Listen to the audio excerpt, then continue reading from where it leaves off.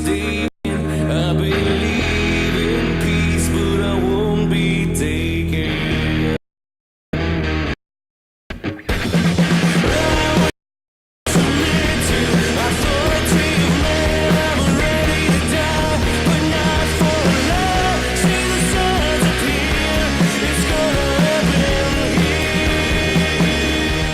This is Liberty Underground with Alex Snicker, Danielle Alexandra, and Greg Bowen on the 1787 Radio Network. Well, good morning, Tampa Bay, St. Petersburg, Clearwater, the entire state of Utah. Happy New Year to all those in Mississippi and around the globe. This is Alex, co-host, Liberty Underground, along with me in the new studio. The revamped, refreshed Telecom Row Insurance Studio. I guess we'll just give it two names right now.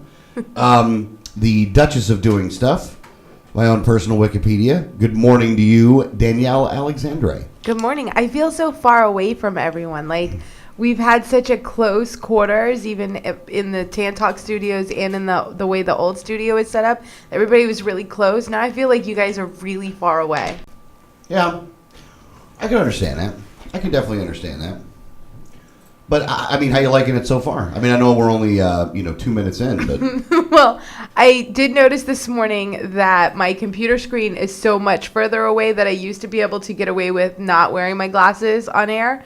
And I will no longer be able to do that because my screen is so far back that I cannot see anything unless I have my glasses on. So it's just been a little adjustment. I like it. Still smells like paint, and I'm far away, and I have to wear my glasses. But all in all, I like having the extra space where I can kind of spread out and do stuff. So overall, I like the studio. I'm just adjusting.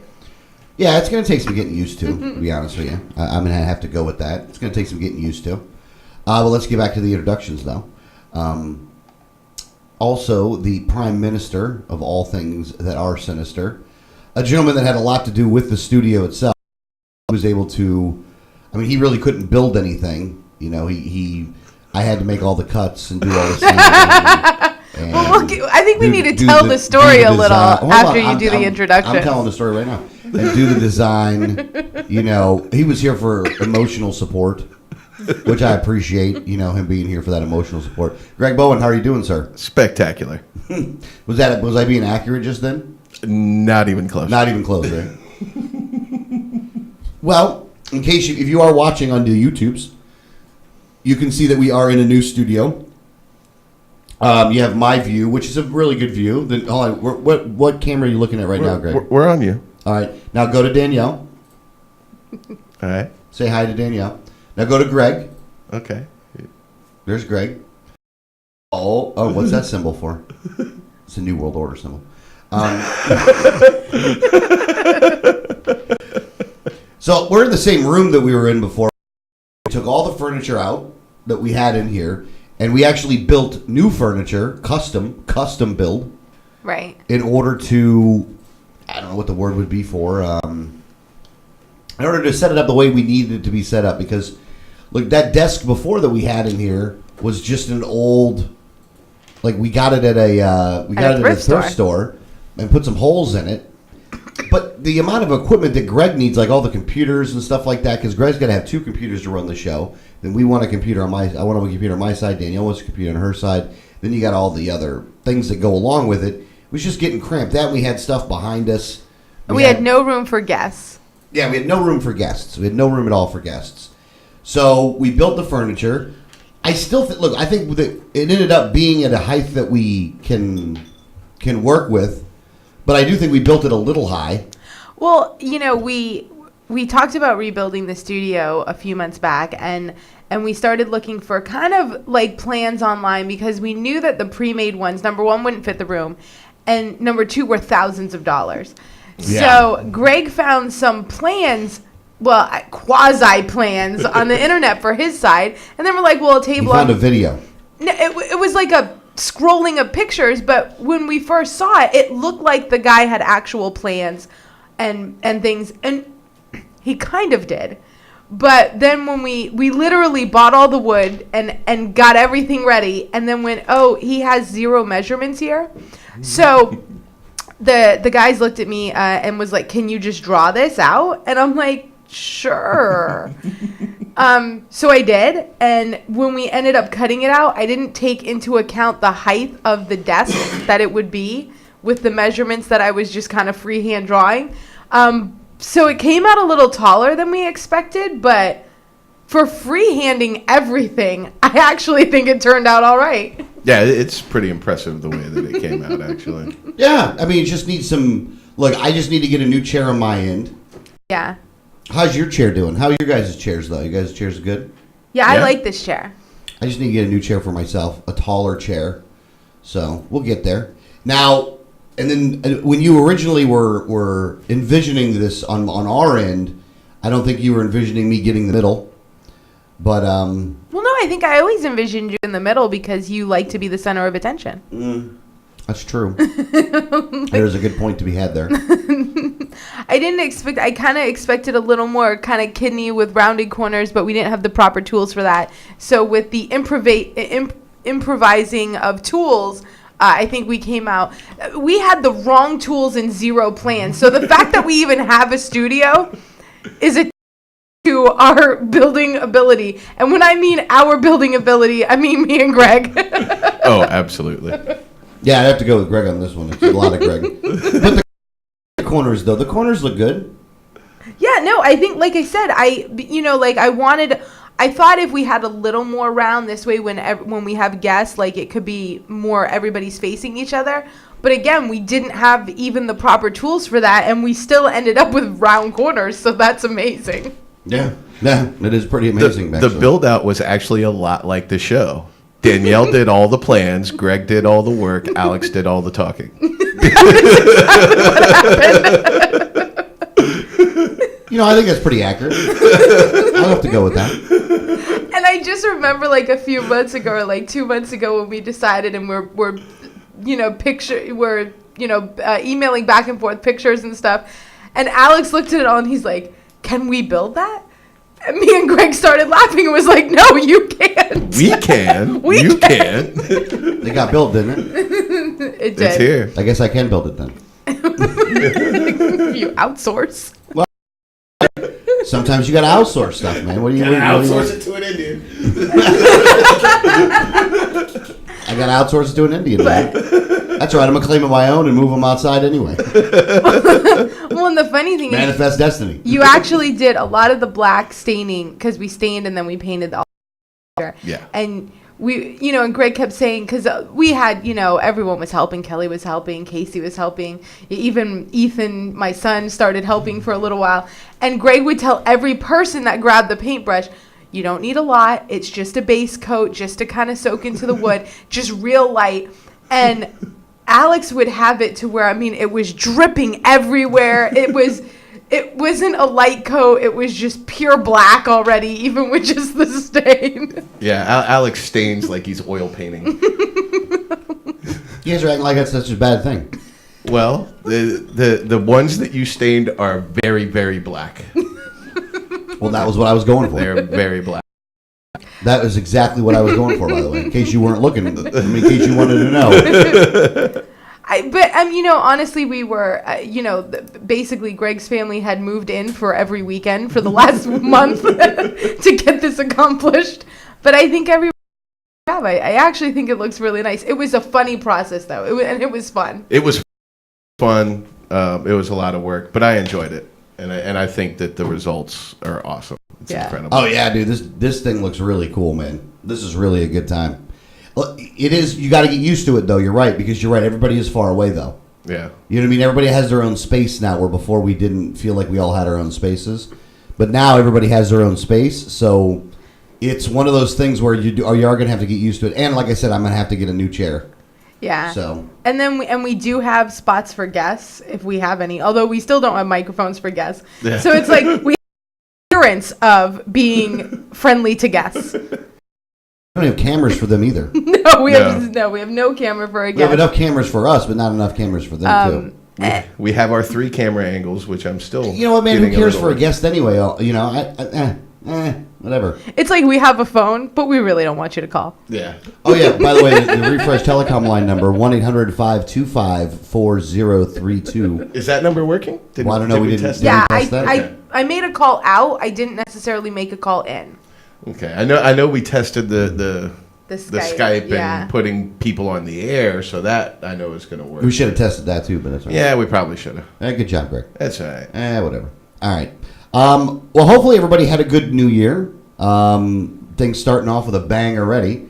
Let's get right into this then. We'll start with we're starting with Boston, huh?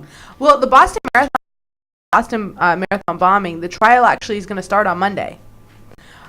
So now They didn't kill that guy yet? Well, they killed one of the brothers, but Oh. not the other brother. So the other brother, one of the brothers, is actually going to go on trial Monday. Now Monday starts jury selection, so you're not going to be hearing you're not going to be hearing any evidence for the first few weeks of this trial. They're going to be selecting a jury and things like that. I think they're pretty well set on where they're going to. You're always going to get maybe a defense attorney that's going to try to change the venue or anything like that at the last minute, because it's going to be very hard to get anyone who hasn't heard of the Boston Marathon to see. So while we go through jury selection, we're going to see how that goes. But this is starting already, and now they're starting to release some of the information that they got from one of the brothers since he's been in. So now we're learning a lot more about the bombing itself, a lot more about the brothers that perpetrated the bombing. Is just now coming out now. We're in April. It will be 2 years since the Boston Marathon bombing, and I think it's interesting to kind of see, kind of how things progressed in here. How things went with the two brothers. They were not, they were not Muslim from the start. They were not. They weren't even. That wasn't even their religion. Let alone had they gone to an extreme version of it. It was fairly new. Just within the last couple years of the bombing, one of the brothers had converted and became very radicalized, and convinced the mother to also change over. When that happened, she actually ended up leaving her husband. The husband went back to Russia. And, and then the one brother, who's the one on trial actually, was kind of got into it afterwards, and the brother kind of convinced him to be this radical form of Islam.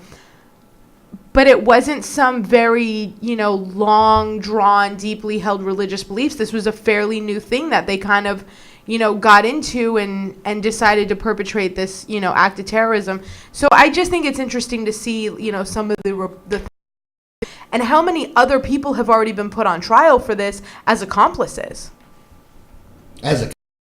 Well, what happened? Well, tampering with evidence and things, because this is the one brother that's on trial was in school. He was at the University of Massachusetts, and a few of his friends at the college actually, when they heard that he was a suspect, removed evidence from his room so that the police wouldn't see it. Wow. I did not know that. Yeah, in fact, I think it's 4 altogether have already and they're ended. Most of them pled guilty to tampering with evidence and things like that. So, many of his friends didn't really, they knew the evidence pointed to him, but they didn't really believe that he would have done something like that. Oh, well, I think he did. Well, he admitted it. Yeah. I guess we'll look forward to seeing what happens here. I do hope it goes quickly, though, where they, get it done and get it over with. Accurately, of course, but I think this guy's admitted to doing it, so it's not like he's saying, "Oh, I didn't do it." He did it. Yeah, he is saying he did it. Now, he became a citizen in 2011, so this is someone who was a citizen when he did it. He actually became a citizen on September 11th in 2011. So we're just making terrorist citizens now. Is that what it is? His brother did not become a citizen, didn't want to, didn't like it here. And from leave. from what it looks like is the brother was very much not wanting to be here anymore, did not like America, didn't think that Americans in general were very nice to him. Basically had told people over the years he had no friends, and in that way didn't like the culture here. And I think that kind of, played a part in everything, because I think when you see, he just felt like he didn't belong here, and then got involved in this, kind of radical version of Islam, and then, kind of it all snowballed from there, and convinced his brother, who obviously was very weak-willed, I would say, to go along with him. I guess so. Well, we'll find out what happens in the trial there. I mean, that's just what a bad incident that happened right there. And the Russians even warned us about these guys. Oh, about the brother, yeah. About the brother. And we didn't even listen. So maybe next time we get a warning, maybe they'll pay attention to it. We'll see. I think they're a little too busy listening to all of our phone calls to get the warnings, but yeah, why don't they stop listening to our phone calls and start listening to the phone calls coming in? Because in this case, it was his father that said, listen, he's just been back to Russia to renew his passport so that he could stay there. And he said some very, very weird things that I'm worried about. And that's his dad. And they didn't take that as credible and just was like, oh, okay, thanks. Yeah. I mean, it is kind of not funny, but it is sad, actually, that along with this one, bomber, even though the shoe bomber or the underwear bomber didn't kill. Was it? No, the shoe bomber. Both of them didn't kill anyone because. But I'm saying we were warned with both of them. We were warned with both of them. And the thing that stopped them was citizens who were aware of that kind of had a feeling that something was going on, had been watching them, and just average passengers on a plane that had tackled both of these people down when they saw them make a move. So it was just diligent citizens that stopped them from hurting anyone, any kind of intelligence or anything. Yeah. But our government was warned, and we just didn't. The government just didn't listen. Right. But who will ignore the threats? Right. And spy on you. And spy on you, yes. Who will ignore the threats and spy on you? I mean, it's just amazing that stuff goes down the way it goes down. But there is something very interesting going on as well in New York right now. And again, I don't know, we still got to see exactly what's going to happen here with this. But there's a very interesting side effect to the in New York and the death of Eric Gardner and the reactions that the police have had to this.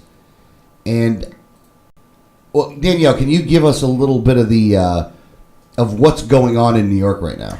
Well, I think you have to start with that. This is that the New York Police Department is, from what it looks like, is basically on a quasi strike. And it's why? It's out of protest of Mayor Bill de Blasio. And there, we had at least one of the memorial services for one of the slain officers. And de Blasio went to speak. The police officers all turned their back. Even the ones in the street that were watching it on the screens had all turned their back. They're very upset with him. And they're basically upset with him because before these two officers were killed, and in between, after the Eric Garner trial, there was no indictment. What had happened is, Mayor de Blasio went on and made some comments. One of the comments was that he has a biracial son, and he has instructed his son to be cautious when he's encountering police. And the police officers in New York took that as a slap in the face, kind of an insult to them. And so when he spoke at the slain they were blaming him for these two officers getting killed, basically. Yeah. And so out of a protest of the mayor, they've basically stopped arresting people. Well, no way though, right? No, right. They've only stopped arrests, and this is the funny part. They've only continued to arrest people that they have to, which would mean victim crimes. Let me say that again. I want that to sink in real quick. They're only arresting people that they have to. Shouldn't they only be arresting people that they have to all the time? Right. Like, this shouldn't be just like, they're admitting that there's a whole bunch of people that they arrest that they don't have to. 66%. 66%. Here's the thing. One of the things from the article in U.S. News was the department's officers issued just 587 traffic citations in the week beginning December 22nd. And that is a 94% drop from the same period last year. Wait a second. 94% drop. Parking violations are down 92%. So 1,241, and summons for low-level offensives dropped 94% to 300. Arrests were down 66%. And Overall. Organized Crime Control Bureau falling 84% to 300, from 382 to 63. Which is basically drug arrests. Yeah, basically drug arrests. Yeah.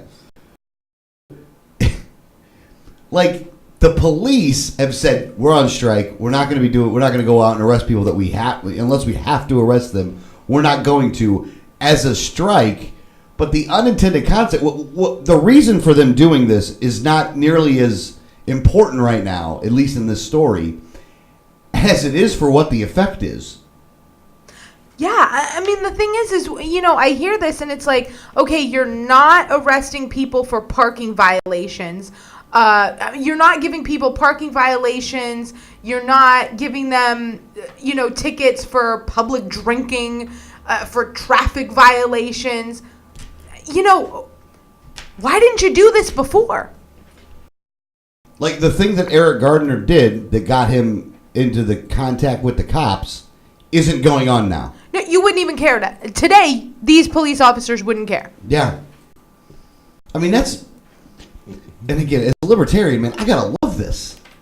Like, I absolutely love this. Mm-hmm. Now, they're trying to claim that it's bedlam and that all this other bad stuff is going on, but it's not, though. And these guys... It's New York City. And these police officers are forced to be the revenue collection for the government. Right. And I'll bet you part of them is happy that they're not having to do it right now. Now, what is going to happen is now you're going to have bureaucrats in New York say, well, then we can't afford to pay you as much. You're not going to get raises. We're going to have to look at cutting your benefits because revenue is down. Well, no. They're definitely going to hold the gun to the cop's head. I mean, pardon the pun, but they're definitely going to hold the gun to the police officers on this one and say, if you then we're going to start we're going to start cutting your pay. Which does put these people in a weird predicament. But, I mean, look, and I've watched some of the protests on this back and forth on both sides of this. First off, this is not a race issue. At least the incident itself wasn't a race issue. It may have been a socioeconomic issue, but it wasn't a race issue. Like, the guy that was in charge, or the person that was in charge of the scene where Gardner was shot or was killed, was actually a black woman. Right. So, if she's dealing with it there, you can't, in essence, you can't say it was a race issue. Socioeconomic, a victim, a stupid crime issue, absolutely. Because, the government created the black market. And when Rand Paul said that it had to do with because he didn't pay a tax on cigarettes, he's 100% right. People are trying to, like, the mainstream media was trying to, shove that off like it wasn't part of it. It's exactly what it is there, guys. The problem is they're a bunch of damn socialists, and they don't want to admit what the real problem was, which is same with de Blasio. De Blasio knew it wasn't a race issue, but said what he said anyway. Now, what de Blasio's telling his kid isn't necessarily wrong. You should be wary of any police encounter, of any police conversation that you have with somebody. Not because he's black, because he's a human. Well, I just sent you guys over an article. Don't tell me what to do. A Yale law professor wrote a blog post recently for Bloomberg where he points out he's actually agreeing with us.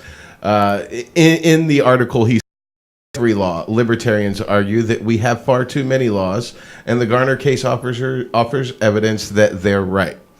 He is making the point that every law carries with it a death penalty. And he's absolutely correct. The possibility. Every law carries with it the death penalty. And his point is that you should not support any law that you are not willing to kill for. Right. Because that's the reality.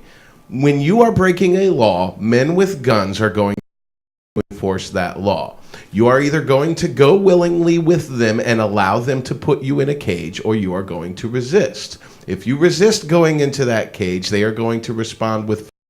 If they are incapable of forcing you into the cage, they will kill you. It's that simple. It doesn't matter what the law is. That is how they are trained to respond to any law and how to enforce any law. It doesn't matter if your grass is 2 inches too high according to city ordinance. It doesn't matter if you are not collecting the right amount of money on a cigarette tax. It doesn't matter if you stole a piece of bubble gum. Every law carries with it the death penalty, because if you don't comply with law enforcement, they will kill you. Period. Right. I mean, again, people go, well, they don't have to kill you. You just shouldn't resist. Well, what the hell are you talking about? Look, here's the thing. Should your lawn be a death penalty? And then what the person's saying is right. If you're not willing to kill for it, again, if somebody stole from somebody else and they died in the commission of that crime, they infringe on somebody else's rights. To be honest with you, I don't have nearly the problem with that. I don't have a problem with that one at all. Done in the at the end. You know what I'm saying? Like if you're stealing something and you're running away. Honestly, if the cops shoot you on that one, I don't know if I'm upset about that, right? Well, that's the point. If every law on the books, you must be ready to have the person killed over it. If you think that murder and rape and theft are all things that are worthy of that, most people will probably agree, and so those laws are okay. But cigarette taxes, just the numerous laws that we have, state laws, city ordinances, county ordinances, doesn't matter. Every one of those laws carries with it a death penalty, because you will comply or you will die. It's that simple. Yeah, and I don't think it's unreasonable if you know you haven't done anything wrong and a police tries to arrest you, basically putting you in a cage, and you say, wait a minute, I want to know why you're doing this. I want to know what's going on because I haven't done anything wrong. That shouldn't be met with, you get to kill me. Yes. I mean, Pete, there should be a reasonable amount of expected resistance from every police officer in every encounter that they have. If what people really expect us to be is a bunch of silent sheep who do whatever we're told, well, you're part of the wrong species. That's not what humans are. Right. That's not how we operate. Just like when Bill Clinton got caught cheating on his wife and he lied about it. Of course he lied about it. Of course he's going to lie about it. Just like when a cop comes up to somebody and tries to arrest them, of course they're going to say that they didn't do anything wrong. But to some degree, the cop has to have better judgment here. And did this person actually do anything wrong? Is it right for me to take this person and throw them into a cage right now? Do I need to start using more and more force simply because they are resisting going into the cage? Do they deserve to die because they don't want me to put them in a cage because they didn't pay a cigarette tax? Right. And that's when it comes down to the individual. And when people want to try and give the pass to the cops, this is where that pass stops for me. Because the police officers are still human beings. Here's the big problem with government and the way people see government. It's as if as soon as a human becomes a government employee, they become perfect. They have no possibility of making an error. And that's not true. They are still human. They are still capable of making mistakes. And so this is still a person. He's not a police officer. He's not a government entity. And he still has to make a choice right now as to what he's going to do. In this situation, the guy chose put Eric Garner in a chokehold until he complies. That individual is responsible for what he did. That man killed another man. It was not police killing another man. It was not the state of New York killing another man. It was one man killing another man. It's that simple. That person is responsible for his decisions. And that's where the problem lies in giving the cops a pass. These individuals are willing to suspend whatever morality they have and then act in a way where they will use violence and aggressive force to achieve their goals. whatever it is. Look, and I don't think any of us here are saying that we shouldn't have police. No. None of us have said that. No. So because in watching some of the different people arguing this, that is one thing that comes up. Well, we got to have cops. Okay, we agree with you there. So shut up about that part. All right? That's not an excuse for the behavior. I'm not being an anarchist and saying that we need less laws, though. And if you committed a crime against another person and there's a victim, then there's a crime. Other than that, there's your stupid freaking cigarette tax is not a freaking crime. It's a crime that you're charging that much for a damn tax on cigarettes, and you created a black market, you dumbass. You know, and here's the thing, you don't want to admit that part because you're a statist prick. What you do need to admit is that what you've done has caused these freaking problems. It's not Mayor de Blasio as much, and it's not the guy, it's not even the guy at the end of the day that killed Eric Gardner. At the end of the day, you've created a system that allowed for that crap to begin with, and don't even want to acknowledge that it was that system that got the guy killed. If it wasn't for the tax, there wouldn't have been the police encounter. If it wasn't for the quotas that you're putting, there wouldn't be the need to really have to try to get this guy, and he wouldn't have been got 30 times before that. Again, it's a tax on cigarettes. You've created a black market. You've created an illegal market, like drug prohibition, like alcohol prohibition. You created the mob, like with the current drug prohibition that's going on right now. You've allowed these cartels to have so much control and power. But if you look at places like Colorado, once you make it legal here, they start exporting it out. They're not bringing it in, they're bringing it out. People are buying local. I mean, you should love weed right now for the local part. Quite frankly, right now, the New York City Police Department is the mafia. Yeah, well, the mafia's on strike, and they're loving it. 20 years ago, if I told you a story about a group of guys coming around and harassing a man and ultimately killing him because he was selling cigarettes but wasn't giving their boss enough of a cut, who do you think that story would be about? Yeah.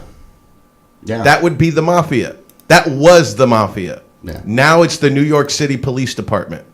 Explain to me how the New York City Police Department and the mafia are any different. These men came around with guns and physically beat this man to death through choking him because he was not giving their boss his cut of his sales. Yeah.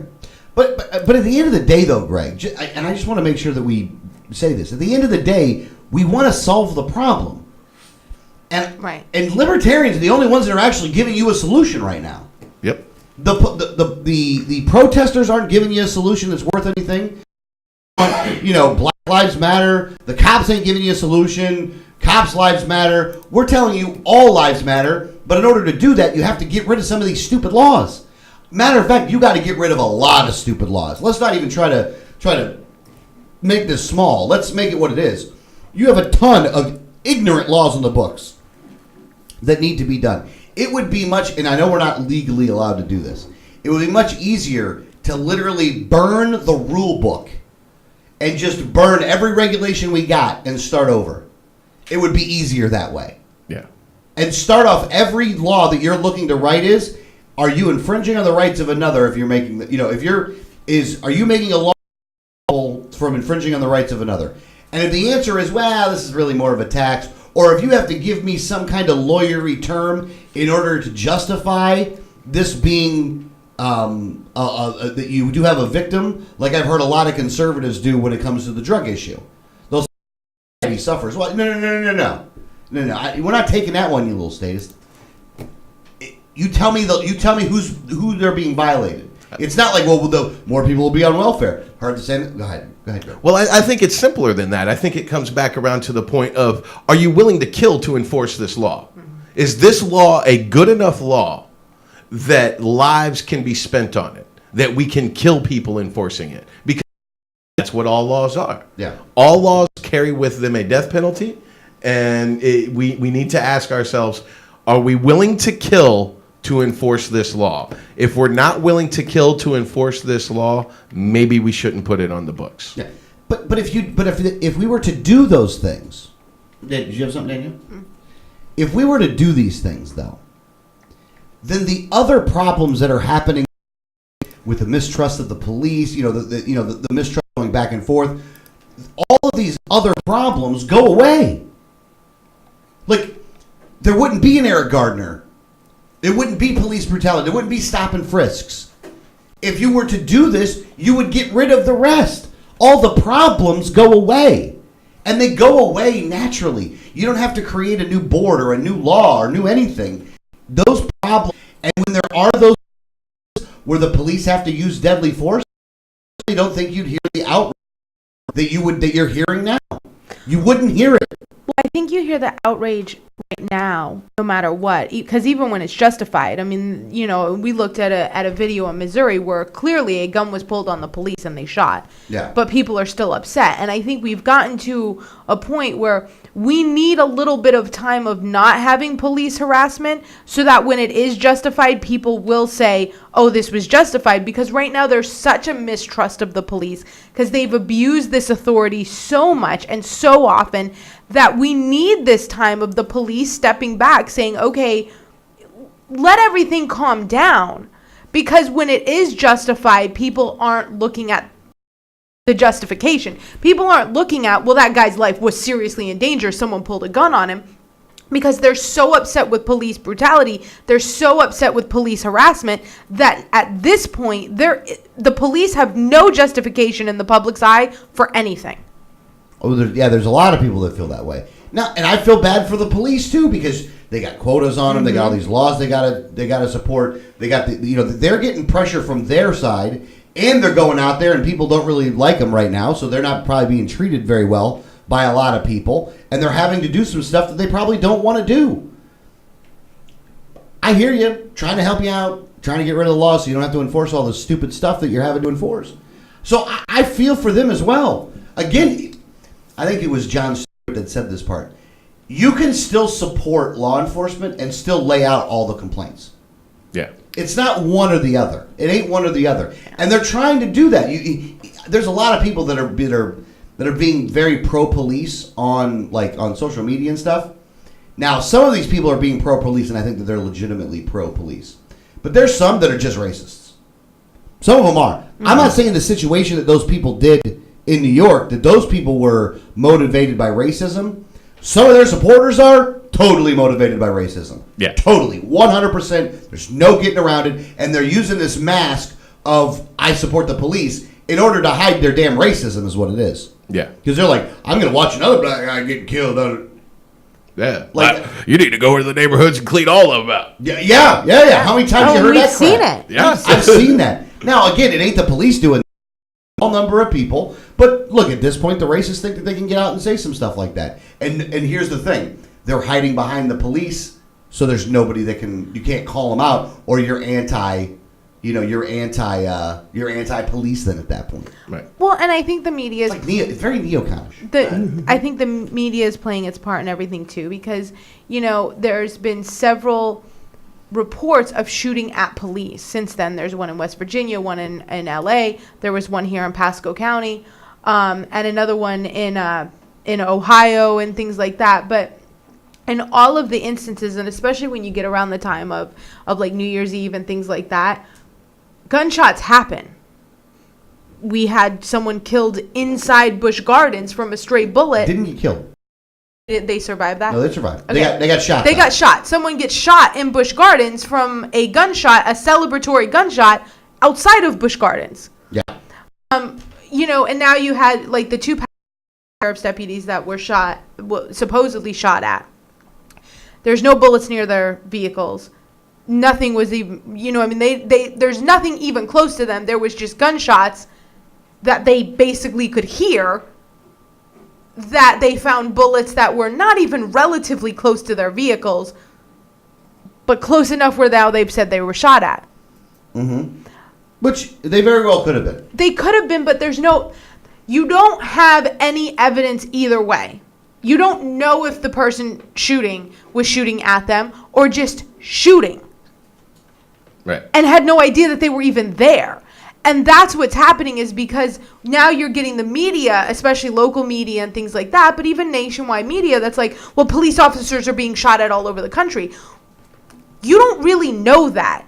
You just know that police officers are in places where there's gunshots, not necessarily anywhere near them, just happen to be in the same relative vicinity.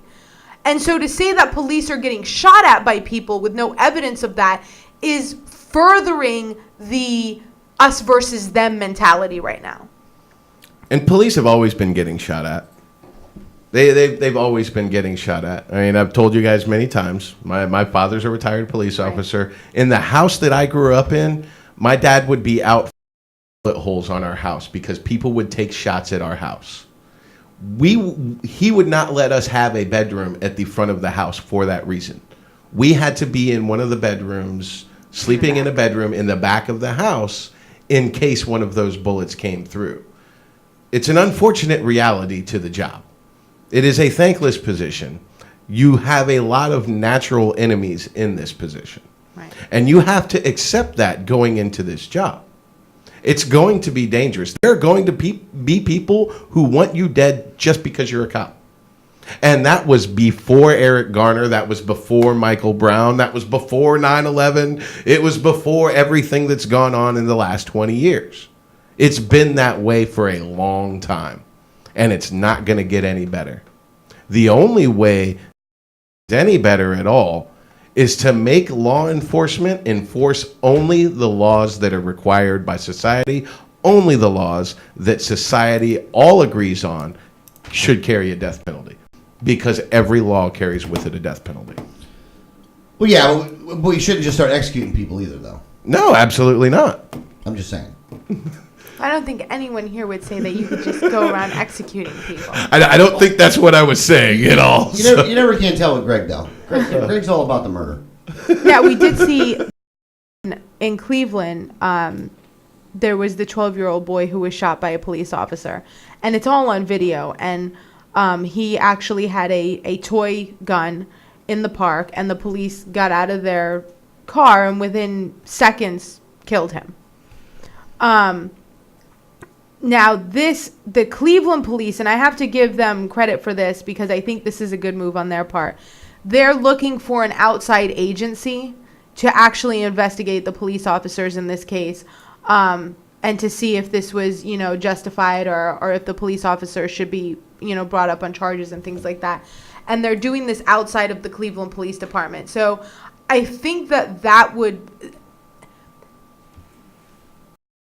along the lines of, this is a step in the right direction for this police department to do that, because I think that part of that is also fueling some of these, this bad blood between right now, just average citizens and police, is that it's like, well, when you do something wrong, you investigate yourselves and find yourselves to do nothing wrong. Mm-hmm. And I think that, Cleveland step, in the county sheriff's department to say, you know what, we're not going to investigate this. We're getting an independent investigation by an outside source. I think is a good move for them. Yeah, and that's a tricky situation. I mean, I've seen the video of that incident as well, and that's a hard one. I don't think anybody is happy with the fact that a 12-year-old kid was gunned down by the cops, but you also have to understand what the cops are walking into. All they see is somebody with a gun. They don't know that he's 12, and especially depending on the neighborhood. I don't know exactly what's going on in the area around there, but if this is an area where street gangs do control the streets, where it is dangerous for the cops to show up, 12-year-old kids are initiated into gangs all the time. They are tasked with doing things like robbing and shooting to earn their rights in the gang. So the cops could have showed up to this and seen this kid with a gun and been very justified. Something else that has been very common over the last several years is criminals modifying their guns to look like toy guns, to throw cops off of their game and to make them hesitate. Over the last several years, there are so many impounds of actual real guns that have been modified to look like toy guns, getting the tips painted orange, things like that. One of the ones that was the most frightening to me was a shotgun, a 12-gauge shotgun with assault grips that was modified to fit inside of a super soaker. Right. So it looks like a super soaker, but it's shooting 12-gauge shells. So you can't expect the cops to walk into a situation and see a gun and go, oh, maybe that's a toy. Maybe I need. They need to react in the way that's going to save everyone's life in this situation. Now, the call that came in was from a neighbor that said, I believe he has a toy gun. I just want to make sure.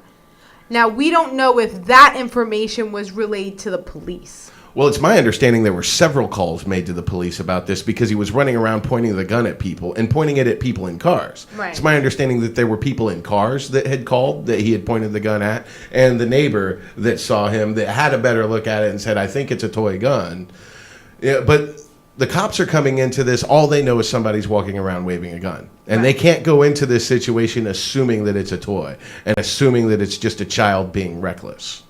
So I think that the lack of outrage over that one is actually a good thing.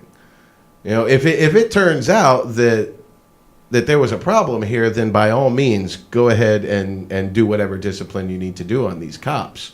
But this is not the most egregious example of police brutality that we can find. There's plenty of others out there. Oh, yeah, definitely. And I think that what you're going to find in this case is that most of the worst reaction was after the fact because they didn't call for help right away. They didn't allow the sister to go near him and things like that, or allow the sister to call her mother to let her mother know. So I think there was some things that they did after the fact that I think are going to be looked at and they're going to be found to have wrongdoing there. I don't necessarily know if it's going to be the shooting itself. Right. You know, I hope that we can find a way to get back to police officers being peace officers and to really view. Look, at the end of the day, the police officers are paid for with taxpayer dollars, which means that at the end of the day, the police officers work for. I don't work for a cop. Cop works for me. Right. Now, I don't think that the police actually understand or are trained with that in mind. I think they're trained in the way that they seem to be trained now is that everybody is guilty until proven innocent, and that any situation I walk into, I'm going to get complete control over, and if I don't get that control, then I'm going to shoot somebody. Yeah. Whereas you see them as they are your employee and you employ them, they see you as a potential lawbreaker, actor in a crime. Yeah, correct. Until that mentality, until we can get to a point to where the police officer understands that they are a public servant. You are paid to be a public servant. You are paid to protect my rights. You're not paid to lie to me. You're not paid to try to entrap me into doing something. And that the only crimes that you should be worried about or focused on are victim crimes. If we can get to that, then all the problems go away. Cops are having a good time. Everybody likes cops. People start talking to you again. Because as it stands right now, I will inform my son. And I haven't done this too much just yet because he's still young. And He's really young. He won't be encountering police, we would hope. well, yeah, we would hope not. But I'm going to inform him ever talk to the police. Mm-hmm. That if you have to talk to the police, tell them that you want them to find your mother and father, and insist upon that. But again, these cops got to understand they work for us. They are funded with taxpayer dollars, which by definition means you work for us. And again, I want there to be police. I am not an anarchist. I want there to be police. Now, let me preface it by saying that I also want the police to be as locally controlled as possible. Highway patrol, that's it. I don't want anything else above that. No federal agencies. Screw the ATF. Screw the FBI. Screw the rest of them. I'm not saying we should get rid of them, but I don't want to see them. Well, and even along that line, we have a very, very good relationship with our city police chief. Absolutely we do. He's a good guy. Yeah, we talk to him if there's something. We're lucky. Yeah, we're very lucky. He takes the role very seriously as far as not wanting to infringe on the rights of the citizens of the city. So I think that, and we have a good relationship with him when we see things going on. He's very accessible. We ask him, hey, this looked like, maybe money that we didn't need to spend. We'll, talk to us about things like that. So we have there's by no means us not wanting police, because we have a great relationship with our local police chief.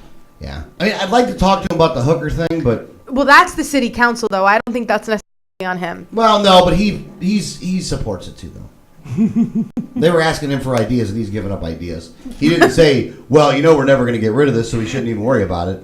Well, listen. That wasn't coming out of his mouth. His bosses are saying, how do we get rid of this? And he's like, well, the regulations you have on the books don't really let me do that. Yeah. Again, in the grander scheme of things, nobody's going to be perfect, I guess. No. They're never going to be able to stop that stuff. And maybe that's the realization that these people need to get to. You're never, ever, ever going to stop it. So if you're trying to enforce on it, you're trying to make money off of it. You have to realize that you're not going to stop. The victimless crimes are the things you're not going to stop. You're not going to stop people from smoking cigarettes. If you charge too much in taxes, they're going to go somewhere else to get them. You're not going to stop prostitution. Just won't happen. You can hate it all you want to. You can protest it. You can do all this other stuff. But it takes two to tango, and there are two very willing parties, most that are willing to do this. Porn isn't a billion-dollar industry because people don't like it. It's not like, well, I'm getting spammed with all this porn, so all of a sudden I have to watch it. Prostitution isn't the oldest profession of mankind for no reason at all. Yeah, and for all of the officials that are like, we're going to stop it, like, no one in thousands of years has been able to stop it. You are not going to be the one to do it. Understand that prostitution existed before government. Government will not stop prostitution. Yeah. Same thing goes along with the drugs. Look, people want to get high. You make laws against it, they're just going to find other. When you made alcohol illegal, people are dying from alcohol. You make it legal, a lot. Again, if you're looking to save lives, probably a good idea to make. Again, you don't have to like it either. I'm not asking you to support it. I'm not saying you should go out and smoke a J tomorrow. I think you should tell people that it's bad for you. It's not good for you. I mean, unless you have cancer, you can kind of get rid of some of the cancer and stuff. Or if you have Alzheimer's, it might actually fix some of your Alzheimer's. Glaucoma, pain management. But again, I'm not going to get into the argument of the medicinal qualities of marijuana right now. But let's just go with the argument that a lot of people go with, that it's bad. Okay, we'll go that it's bad. I'm fine with that. It goes the same with a lot of laws, though. There's all kinds of laws. Well, the same with prostitution. Just because prostitution is legal does not mean that you have to go to a brothel. That does not mean that you have to pay a prostitute. That does not mean that you have to buy their services. Yeah. And honestly, when people want it next to my house, like, okay, well, number one, it could be next to your house right now and you just don't know it. Yeah. And number two, nobody's going to open a big commercial building next to your house because you live in a neighborhood. Yeah. There's still zoning laws. I mean, those are okay, right? Yeah, I mean, well, if you want to go real libertarian, there'd be no zoning laws either. Right. But honestly, at that point... I'm actually not upset with zoning laws. Well, here's the thing. As long as it's controlled from the city level, I don't care. I mean, I might care depending on how bad they want to do it, but you can always complain. I have no problem with the city saying, you know what, you're not going to factory in the middle of this residential neighborhood. Here's the thing. I don't need a club next to the preschool. Yeah. Right. I'm actually okay with some reasonable zoning. And the thing is on a city level, it's very easy to, I mean, so few people even come out to a city council election and things like that it's actually very easy to elect new people at your city council level. Yes. Danielle, you bring up a phenomenal point right now. What we are arguing for is to give more power, but to also give it to you in a place in which you'd be able to flex that power much greater. Mm-hmm. Right. We live in a city with 8,000 people. Generally, allegedly. With 8,000 voters. There's about 10,000 people, 8,000 voters. Allegedly. Yeah. In those 8,000 voters, Allegedly. in the last city council race, only 1,000 of them actually voted. Allegedly. Actually, only 800 actually voted. That's true. So you That's not literally allegedly. could convince 500 people that you're the best person for the job. Win in a landslide. Oh no! Hold on. What is the percentage of the vote there? 10%. So you need to convince 5%, Yeah. and you would be able to get what you want in your local city. Now, don't get me wrong. Hopefully, more people would start voting then, and the push would be back to local, which is what it should be. But I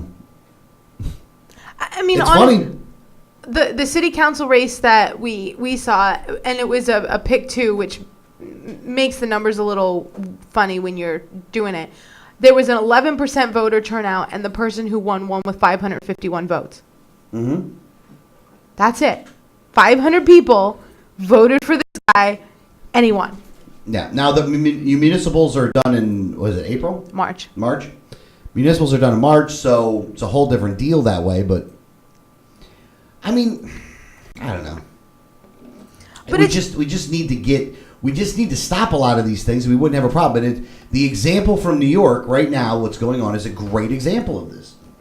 You know, unless we're not arresting people unless we have to. Well, maybe you should have started doing that to begin with there, guys. You know, don't wait for a strike. You know, let's just start doing that from this point moving forward. You know, here's the thing. If all the cops said from this point moving forward, we're only going to enforce the laws we have to. Other than that, we're not going to enforce any other laws. I wonder what would happen. Maybe New York's Internal Revenue Service should have sent a strongly worded letter to Eric Garner about his lack of paying cigarette taxes. Yeah. Rather than sending armed thugs to rough him up. I just think on all levels, if you bring back control over government to the most local level as possible, that's when the people have the most say. No, I agree with you. I absolutely agree with you there. Totally 100% agree with you there. All right, well, that's hour number one, folks. I think we're feeling pretty good here. I like the new studio. I'm liking it so far. Again, I do feel a little Disconnected. a little disconnected, a little kind of like I don't know. I don't. But you can't play your grab ass games with Danielle anymore because That's she's true. too far away. Look how Yeah. far away that is right there. We All can right, I just can barely touch touch fingers. it. I can touch it. I can touch it. Though. Only if I put my hand out, though. Yeah, no. If it requires both sides to agree in order for that to happen. Mutual and voluntary interaction. Yeah. I wouldn't mind a shorter chair. A shorter chair? I know that's going to sound funny to say it that way, but I wouldn't mind going down about 3 inches. That's what she said. You know, but it would look weird too on camera though. It would look like I'm a little kid. Yeah, you'd be It'd be like a really little kid. short on the Yeah. table. No, I don't think you should go to. No. All right, well, let's take a break. Put some ads out there in order to make sure we can try to pay for this damn thing. Website Which we is, can't, so website advertisers need is to call us. 1787network.com. That's 1787network.com. We'll be back. You're listening to Liberty Underground.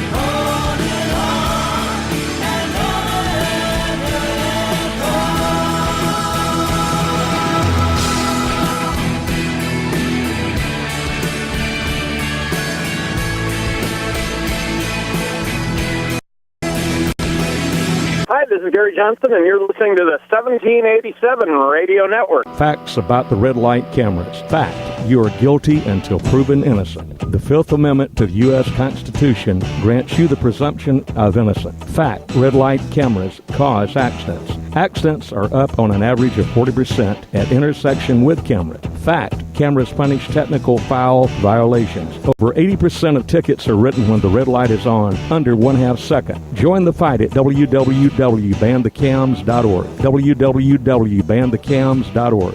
If you received a ticket in Florida, contact Oropesa Law Offices, 800-774-9883 or tacklemyticket.com. Attorney Oropesa understands the stress associated with being charged with a traffic ticket. In many non-criminal ticket cases, there may be no court appearance, no points, and no traffic school. Attorney Oropesa handles criminal violations, DUI, and license suspension matters. Don't face these serious legal matters alone. Initial consultation is free. Call now and you will be advised about any potential defense, constitutional rights violations, the possibility of having your driving privileges restored, or preventing a suspension from going into effect. If you've been classified as a habitual traffic offender, have a driver's license suspension matter, or a pending DUI case, call Oropesa Law Offices now so you can be advised about your particular case. Call 1-800-774-9883 24 hours a day, 7 days a week, or visit tacklemyticket.com. Main office in Pinellas County and serving all of the Tampa Bay area.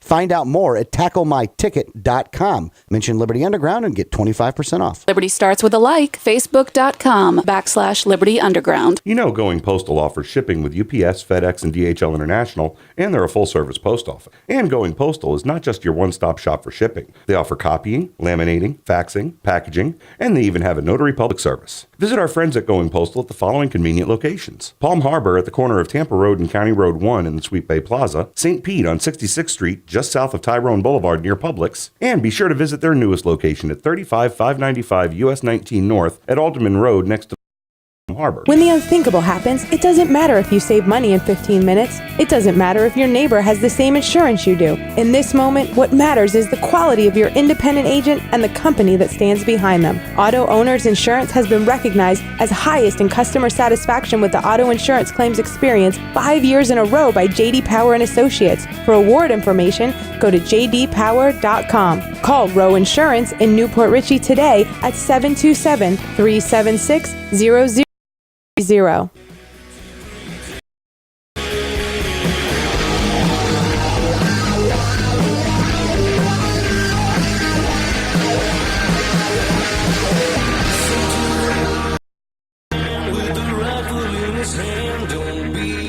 All right, we're back. Hour number 2, Liberty Underground. Got to fix the chair first, though.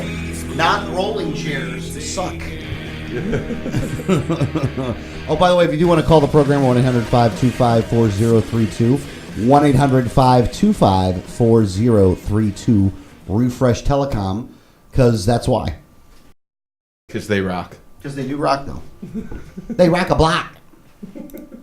It is weird, man. I'm telling you, it is weird. It is a little further out from everybody. Yeah. You know? Yeah. Well, and it's still, and we didn't put everything up on the, we're changing over the walls too, which we did not get done, but everything else was done, so we used the studio. Yeah, enough was done. Yeah, we didn't finish the walls up, but we got everything else done. There's still some decisions that has to be made on how the walls are going to go. And Danielle still insists on having her mic backwards, so I pick up all of her keyboard and mouse clicks. Sorry. It's okay. Way to go, Danielle. You know, if I have it straight up and down, I actually can't get around to the keyboard, I can just do the mouse. So I actually have to have it here so that I can put it on the side so that I can get my hands to the keyboard. Yeah, a boom mics would be better. Yeah. Well, yeah, But even for you though, a boom mic would be difficult though. You'd have to change up where your screen is. A little, but not too much. We could adjust it. I mean, we'd make adjustments, but we're not going to get that anytime soon. Well, you look on Craigslist. Maybe you can find one on Craigslist. I don't know. We'll see. If anyone has a mic. Or you could donate to 1787 Network. Just go to 1787network.com and look for that big donate button in the upper right-hand corner. Yeah, is that thing working? The donate button? Yeah. Yeah. Somebody ought to go ahead and test it out. If you're listening to the show right now, do me a favor. Just go in there and put $5 in it just to test, make sure it works. Yeah. We're not going to give you the $5 back, but just test it. Just test it. Just see if it works. Make Just to sure. see how it feels. Just once, just the tip, just $5. That's all it takes. You can't even get a hooker with $5. Maybe. Not in this country. Maybe in Pasco County. I don't know. No, not in Pasco. Pasco, 25. Not that I would know that. I'm just saying. All right. You want to go to Duke next there? I guess. I'm very confused on this whole thing. Well, the reason is because we got Brandon coming on the bottom. So I think with Brandon, I do want to talk about the Fourth Amendment case, and I do want to talk about because I think those are two very interesting topics for Brandon. Brandon bring up the Duke thing, so we'll do the Duke thing first. I was just trying to go from like the police to another story about the police to then it goes into court. It's like how the segues work was better the other way, but I understand what you're saying. Yeah. So what's going on with Duke? What is it? Oligopoly? Is that what Duke would be considered? Yeah, kind of. Not really. It's more of a government issued monopoly. A government issued monopoly? Yeah. Okay. Isn't that what an oligopoly is? No, an oligopoly is where there is competition in the market, but they've all agreed to not compete and just all raise prices at the same time because limited competition and nobody else can go in. Okay. All right. We'll go. Now, this has to do with... Set this up, Danielle. I can't because I don't have that story open. Oh, well, let me go ahead and opine here for a minute while you get that story ready to go here, so then you can kind of lead us I'm off. having computer problems on my side today. Are you really? Yeah, I am. Well, that's not cool. Well, there's this. Apparently, I got the computer that had not only been used for the kids when they were here to play on the weekends, but it was also one that we were backing up information to. So I have times where the computer just freezes up and like kills all the pages, and so I'm just having problems pulling things up. I have been deleting programs, like all the kids' programs and stuff from the computer as we've been on air to fix the problem, but it's still just running a little slow. Well, I have the story up. Oh, he does. Okay, so... Oh, he does. Watch out. Watch out for Greg. State appellate court on Wednesday sided against consumers who challenged Duke Energy Florida's ability to collect fees for a nuclear power facility that was never built. The Second District Court of Appeals said the consumers didn't prove that the state law allowing such charges was unconstitutional in all applications. As a result, the court said the law and Duke's use of it is not unconstitutional. Has about 60,000 consumers in Marion County. The ruling was first reported Wednesday by the News Service of Florida and the Tampa Bay Times. In 2006, as to encourage nuclear power development, the Florida legislature law allowing public utilities to recover pre-construction and carrying costs before a nuclear plant begins to operate, the court wrote. There would be no refund if the plant were not built. The law was controversial from the start, and even more so when consumers were charged fees for a Levy County plant that Duke ultimately decided not to build. Consumers filed suit in Lee County against Duke and Light Company, alleging that the law was unconstitutional. A Lee County dismissed the suit and also a subsequent revised effort. The consumers' argument forward. Pursuant to the statute, the utilities have been charging additional amounts above the amount charged for the electricity that consumed. The court's opinion says such a move, the consumers argued, constitutes a constitutional impairment of their contractual with the utilities. I can't believe this is the problem. They've set up the laws in a way, and they're arguing they set up the laws in a way in which, well, no, they're allowed to legally steal from you. Yeah, I think that there's a basic understanding of commerce in this country that, people will pay you beforehand for a product or service under the understanding that they will be getting that product or service. Yeah. But we should not be charged for a product or service that we are never going to get. And then when we want to recoup the money for the product and service that we've paid for that we're never going to get, we shouldn't be told that, no, they're allowed to do that to you. Well, you guys are just out the money. And here's why the court ruled the way it did, is that everyone is being charged for future nuclear facilities. Duke Energy has not scrapped the idea of making a nuclear facility. What they did was say we're not putting it in Levy County. And for that reason, that's why the judge could not say that it was unconstitutional, because Duke hadn't said, you're going to prepay me for something that you're going to receive and I'm not going to give you that. What they said was, you're prepaying me for something that we do plan on doing, just not right now. And that's why it's... At no point is Duke saying that there will not be a new power facility. What they're saying is they're not doing the one in Levy County. So basically all they have to do is continue to say, yeah, we might someday build a nuclear power plant, so you can't have that money back. This was a bad move to do it through the courts to begin with, because the law was constitutional. The way it was written, I read it. They absolutely have a way of making sure that they can keep continuing to charge. It was a bad law. And the way to get rid of a bad law in this case was not to file it through the courts, but was to start lobbying your legislators to get rid of it, which nobody has put a big effort into. But because the bill has been in the legislature, it was last session that nobody cared, and it will be back this session, and I can assure you that nobody will care this session either.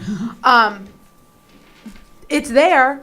There are legislators that want to get rid of it. Our state rep, Amanda Murphy, co-sponsored the bill last year, has been the one to put the bill in this year. If you're really upset about it, start calling your legislator in Tallahassee and tell them that you want it removed. They can do it. It's not difficult. It could have been removed 2 years ago. Yeah, if they get enough complaints, they'll have to do something about it. It's the other thing is this: realize that the people that put this law in place, put this law there in the first place, and now refuse to get rid of it, are the problem. Yeah. Yeah, they're the ones that are in bed with the power company. Right. Yeah, go check. Here's the thing: go check Duke's Energy's donations, and anybody that receives a large amount of money from Duke, you shouldn't vote for. Which would be everyone that's currently in office. Yeah, so just get rid of all of them. There's a simple solution: just eliminate everybody from office right now. Yeah, because they paid off Charlie Crist, they paid off Rick Scott. This isn't going to change. Does pass this year. Rick Scott's going to veto it. Good job on electing him. But at the end of the day, it was a poor move to go through the court. It was a waste of time and money, because you could have put that same time and money into lobbying legislators to actually fix the problem. The way the statute reads is that as long as they have a plan to have a nuclear power facility, they can charge this. They do have that plan. Saying that we're not going to put it here, but we may doesn't change that. Yeah. No, you're absolutely right on this one. This one, it really sucks, too, that this is how it went down, because I know what you said about it, but some of these people got elected because they were saying they would do something about the Duke Energy thing. There's a lot of people that got elected for our race. Both of the candidates were talking about this. Mm-hmm.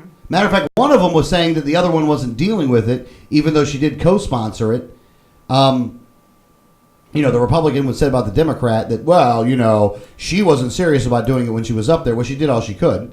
You know what I mean? Like, I understand the dilemma she's in. Her problem is she's in a completely controlled Republican legislature that loves this tax, that loves levying this stuff on you, that is absolutely anti-free market all around. We deal with a Florida legislature that's Republican controlled that wouldn't know the free market if it jumped up and bit them. Well, and that's the thing, is that this bill was introduced last year by a Democrat, co-sponsored by another Democrat, which was it's being introduced this year by our state House rep, who is a Democrat. And basically every Democrat in Tallahassee has been told you're not going to get anything even heard in a committee, not even because of the merits of the legislation, but because they're in the opposition party. Oh yeah, and they're very much in the minority. Super minority. But here's the thing. At the end of the day, then have a Republican do it. I don't care. They're not going to, and the reason is because these Republicans in Tallahassee love taxes. These Republicans in Tallahassee love screwing you over. Whether you like it, or whether they want to say, oh, no, we don't believe in that. Like, you can just hear them right now. Well, that's not true. Blah, blah, blah, blah, blah, blah, blah, blah, blah, blah, blah. Jobs, jobs, jobs, job. We're providing jobs. But at the end of the day, you got to go with the laws that they pass. And one of the laws that they passed is that Duke Energy can charge you for something that they have no intention of building. And they've set up the law that even if you want to sue, even if you take it to court, you're going to lose because the laws are set up to screw you over. That's what the Republican-controlled legislature in Tallahassee has done. Whether you like it or not, whether you think that you've changed anything in the Republican Party or not, it doesn't change the fact, F-A-C-T, fact, not opinion, fact, that you haven't changed a damn thing. You've changed nothing. And you're going to continue to change nothing. Yeah. Until you remove them, you're going to change nothing. And you can say, well, the Democrats are worse, and yada, yada, yada, and we can't elect Charlie Crist because he's a socialist, and Democrats are bad, and at least the Republicans. You know what? They're Tallahassee. What have we gotten? Really, what have we gotten? We've gotten a Duke Energy tax. There's more goes on up in Tallahassee. Look, there's companies that don't even really ask outright for money that they pay off. Mahaffey Theater come to mind? Mm-hmm. You know, they're closing down industries that they don't necessarily agree with, like the sweepstakes places, because it conflicts. Here's the thing: the reason that they did that is because they don't like competition, and since the state of Florida runs the lotto, and they're going to not else. And then let's get into the lotto here for a second. We're getting into things like that. Every dollar that goes from the lotto, they take another dollar out and put it back to give them a happy theater. That's what they do. Whether you like it or not, that's what they do. And if you keep voting for these stupid bastards in Tallahassee, then that's what we're going to continue to get. But you change something because I'm a committee man now and I can change something. You change nothing. Well, they have conversations with me. Yeah, they talk to me. I got their cell phone number. I get handled all the time. Yeah, get handled all the time. You know what? Honestly, there's some strip club in Pasco that you get handled for too, but screw the rough. Get handled that way then. I'd rather you get handled that way. It costs me less money. Stop making me pay for you being handled. Don't get me wrong. I'll give you a 5 or a 10 spot if you want to help out to get yourself a little loving. But stop it. Knock it off. These legislatures piss me off, and I know they're not going to get any of this crap done. They're going to continue this tax to go. I mean, do you ever get rid of a tax? That's the thing. This is a Republican-controlled legislature. I'm sick and tired of hearing about how the Democrats are so bad. You know what? I don't want to hear it because you know what? I got to deal with Republicans in Florida. I don't got to deal with Democrats. Democrats seem to want to get rid of the taxes. I'm sorry, I'm too busy paying taxes passed by Republicans to worry about the ones Democrats might pass if they ever get elected in this state. Exactly. What the hell's wrong with you people? And, this is one part where it would have been better to elect Charlie Crist because I think we could have browbeat him to get rid of this tax. Rick Scott will veto this thing going out of style. Yeah.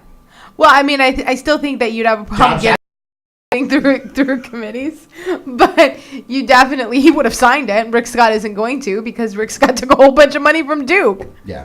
Oh, and one other thing, and I know there's going to be some people that totally disagree with me on this one.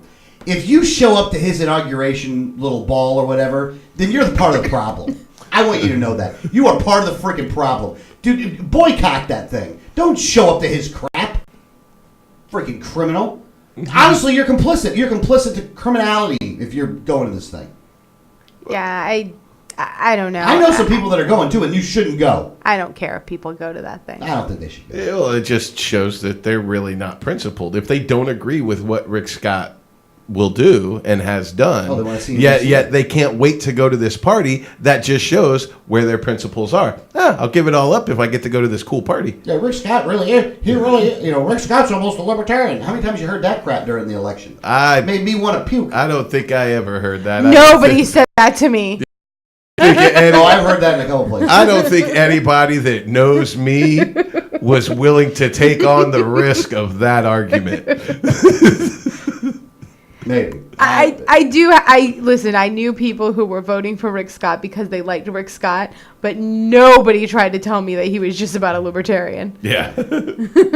Yeah, I had the same thing. I had people who supported Rick Scott or supported him because they didn't like Crist or whatever, but nobody tried to pass him off as a libertarian to me. It was probably for the best because I would have just mutilated them verbally. There's a couple people that during the election I really consider to be Judases. Not going to name names or anything, but there's a couple people that were supporting Wiley. I think as a distraction, and then at the last minute saying that they had to vote for Rick Scott. And I haven't seen those people yet. I got into a big argument with one of them. But I got to tell you, I'm going to see those people again. When I do, that argument ain't even close to being over yet. And there's some angry words that are going to be exchanged. And I got to tell you, I'm going to have a lot of them myself. I got nothing. I have no respect for those people. Zero. You will pay for your sins. Yeah. Here's the thing. You can't have it both ways, is what I'm going to say. You can't have it both ways. If that's what you decided to do, then you are as corrupt as he is, and every point you make is invalid. Especially if you were going one way, one thing, and then at the end flipping it. You pulled a Becky, and I don't let you pull in a Becky. Isn't that right, Danielle? Yes, definitely. Love it. So, well, we're going to have Brandon on here in about 10 minutes. So that'll be We're fun. going to take a break here in a couple. Yeah, we'll take a break. Matter of fact, real quick. You want to do the break now? Yeah, let's That'll do the give break. us a couple minutes Yeah. before Brandon. And then when we get back, we're going to have Brandon on, and what we're going to do is we're going to bring up there's something horrible that happened in the Supreme Court regarding the Fourth Amendment, which you really do got to hear about. And the other one is the gas prices in OPEC, and who's really to blame for lower gas prices. I can't believe I'm going to say who's gas prices, but this is what it's coming to right now. Gas prices shot up like 50 cents over. It was like $2.17 yesterday, and it's like $2.59. I haven't been out today. Oh, really? Yeah. We're in the new studio, so we actually didn't leave. Yeah, I did. I drove by a lot of gas stations this morning. I was in a robe until right before we went over my clothes, but All right. Yeah, let's take a break. When we get back, we got the Fourth Amendment. So you're listening to Love the Underground.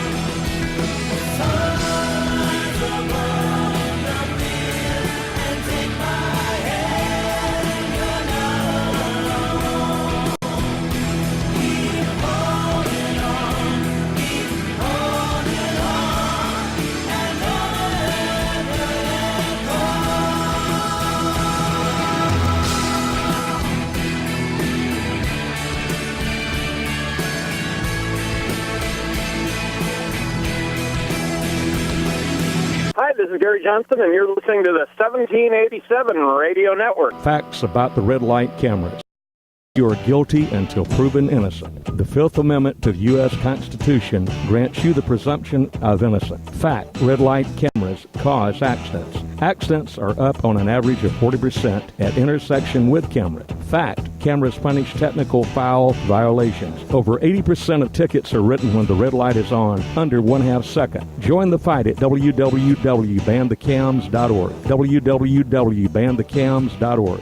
If you received a ticket in Florida, contact Oropesa Law Offices, 800-774-9883 or tacklemyticket.com. Attorney Oropesa understands the stress associated with being charged with a traffic ticket. In many non-criminal ticket cases, there may be no court appearance, no points, and no traffic school. Attorney Oropesa handles criminal violations, DUI, and license suspension matters. Don't face these serious legal matters alone. Initial consultation.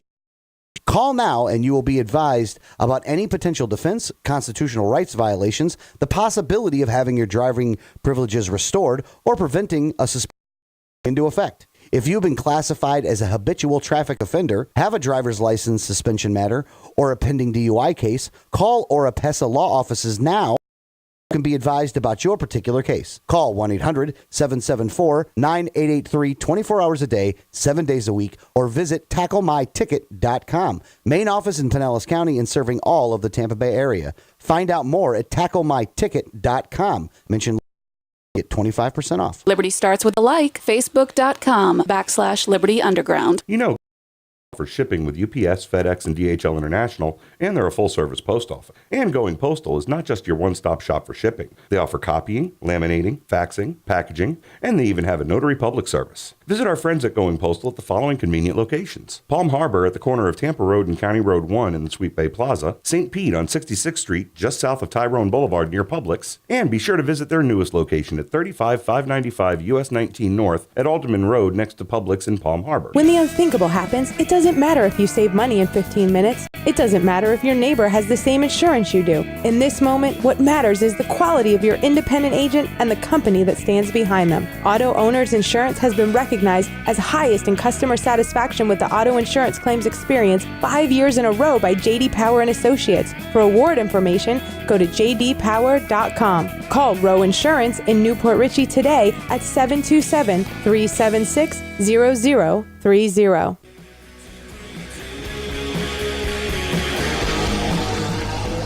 Welcome back to Liberty Underground, the website 1787network.com, 1787network.com. So far, getting back to it too. Also, getting back to a 3-hour show. That's another bit of an issue, man. We were doing just an hour to clip. An hour to clip's pretty easy. Well, we were doing like no show prep at all. It was like, well, what are the two main stories going on right now? And, I'd kind of text Brandon and be like, this is what we're going to talk about. And, so we had to do a lot more show prep, and then I had to like organize it this morning and things like that. So, it's just getting back into those kind of things. Yeah, and it's not easy, by the way. I mean, still, a 3-hour show is a much different hour show. Because you're two topics. You know what I mean? Yeah. And doing it out of here, vice doing it in the studio itself, is a whole different deal as well. I mean, it is different. We still need to air out the studio a lot more because I'm getting a terrible headache from the fumes.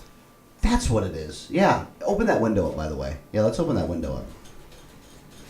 And we've had the window open for like the last...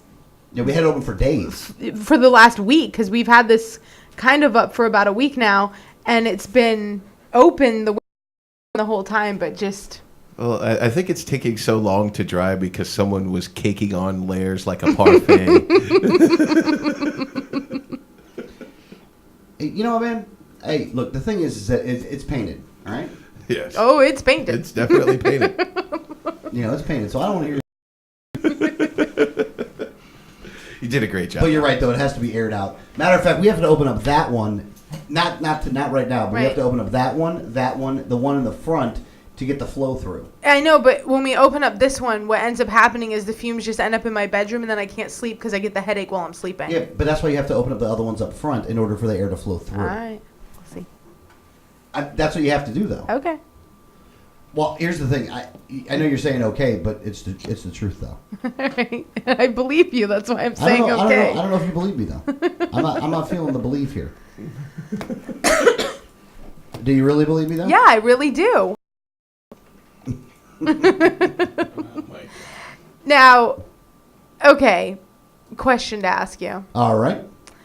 I'll accept questions at this time. In 2016, if the nominees are Jeb Bush and Hillary Clinton, what country are you going to move to? Now that's a good question. First off, if it's Jeb Bush against Hillary Clinton and that's who the nominees are, I'll be in shock. I'll also realize that we live in a monarchy. Like a pseudo-monarchy, but it's a monarchy nonetheless. I mean, really, you can't have... They can't do this. They really can't have Jeb Bush against Hillary. And I know they're prepping for it right now. They're trying to prep the American public for this. But I can't believe it, though. Like, this is amazing if they're going to do this. Well, Jeb Bush recently resigned from all, not just a few, all of his corporate and nonprofit board memberships. This is while he's open that would help him run. He's actively exploring. He's got an exploratory committee on a presidential bid. So he's seriously looking at running for president. I can't believe it. I mean, I really can't believe that this is going down. Are you guys shocked by it, or you guys aren't even shocked by it? No, I totally expected this. I think I said 2 years ago that it was going to be Jeb Bush and Hillary.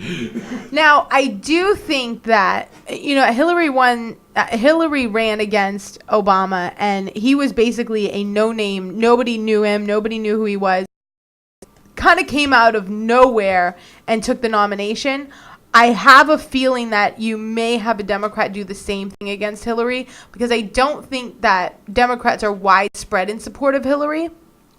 I think look at her as we have nobody else is really serious about running, so I guess we'll support Hillary. But I think if you were to get pretty much anyone to run against her, I mean, barring that they're, they have to be somewhat known and can raise some money. I actually don't know if she'll. All right. I'm calling Brandon because he hasn't called it. See, here's the thing, though. They ran a poll recently. What? Brandon Jones. He's not answering. Oh, he's not answering? Well, maybe he was calling in at the same time, though. Maybe. I just can't. Well, they did a poll about the Democrat and Republican nominee for president. Hillary won by an overwhelming margin. It was like 68%, I think, is what it was. And the rest of the 10 other candidates was all kind of grouped up with them. Jeb Bush, lesser number, he was still winning, but he was only winning with in the 20s. Yeah, I think that you're going to find someone, because Hillary was polling really well the last time. So I actually think Hillary's beatable. I think Jeb is going to be the nominee, and the reason why is because he's going to overwhelmingly win Florida, and that's a lot of delegates for someone else to make up. Yeah. I don't know. We'll see. I hope not. I really do hope not, though. If they elect Jeb Bush, man, we really got problems. I mean, if it's Jeb Bush against Hillary Clinton, moving to another country may be the only viable alternative. I'll say I'd vote for Gary, but, and then I'm back. Then I'll leave. We have, if that happens, I mean, having Barack Obama, the only advantage to that is it did break up the aristocracy of this country. Because if Bush or Hillary gets elected, then Obama is the only last name to hold the presidency that is not Bush or Clinton for most of my lifetime. Yeah, for a good amount, man. For a good amount. We got to think about it, too, even for the 8 years before Bush Sr. was, even before Bush Sr. was president, he was vice president for 8 years. Yeah. Mm-hmm. I mean, do we really have to have are these the only people that can be president? That's the part I don't understand. These people don't have to have the job. No. Can't we elect someone else? I would hope so. I would like someone else, but I would prefer someone else. Maybe somebody with a better track record as a governor than Jeb Bush. Well, the thing is Jeb Bush's big thing, and I'm sure this is what his exploratory committee is saying, and I'm sure this is why he's looking at running for office, is because in the primary and in the general election, Florida is a huge state. He's going to win it. He's going to win it by a large amount because people here really like him. And that's, he has a good chance of winning both because of that. Yeah. Yeah, it might be true. God, I wish we'd wise up here in Florida. I mean, you can't do this. You really can't. I'm curious to see on what the turnout's going to be if that's what happens, by the way. Yeah. Do you think it'll be higher than 2012 or less than 2012? I think it'll be much less.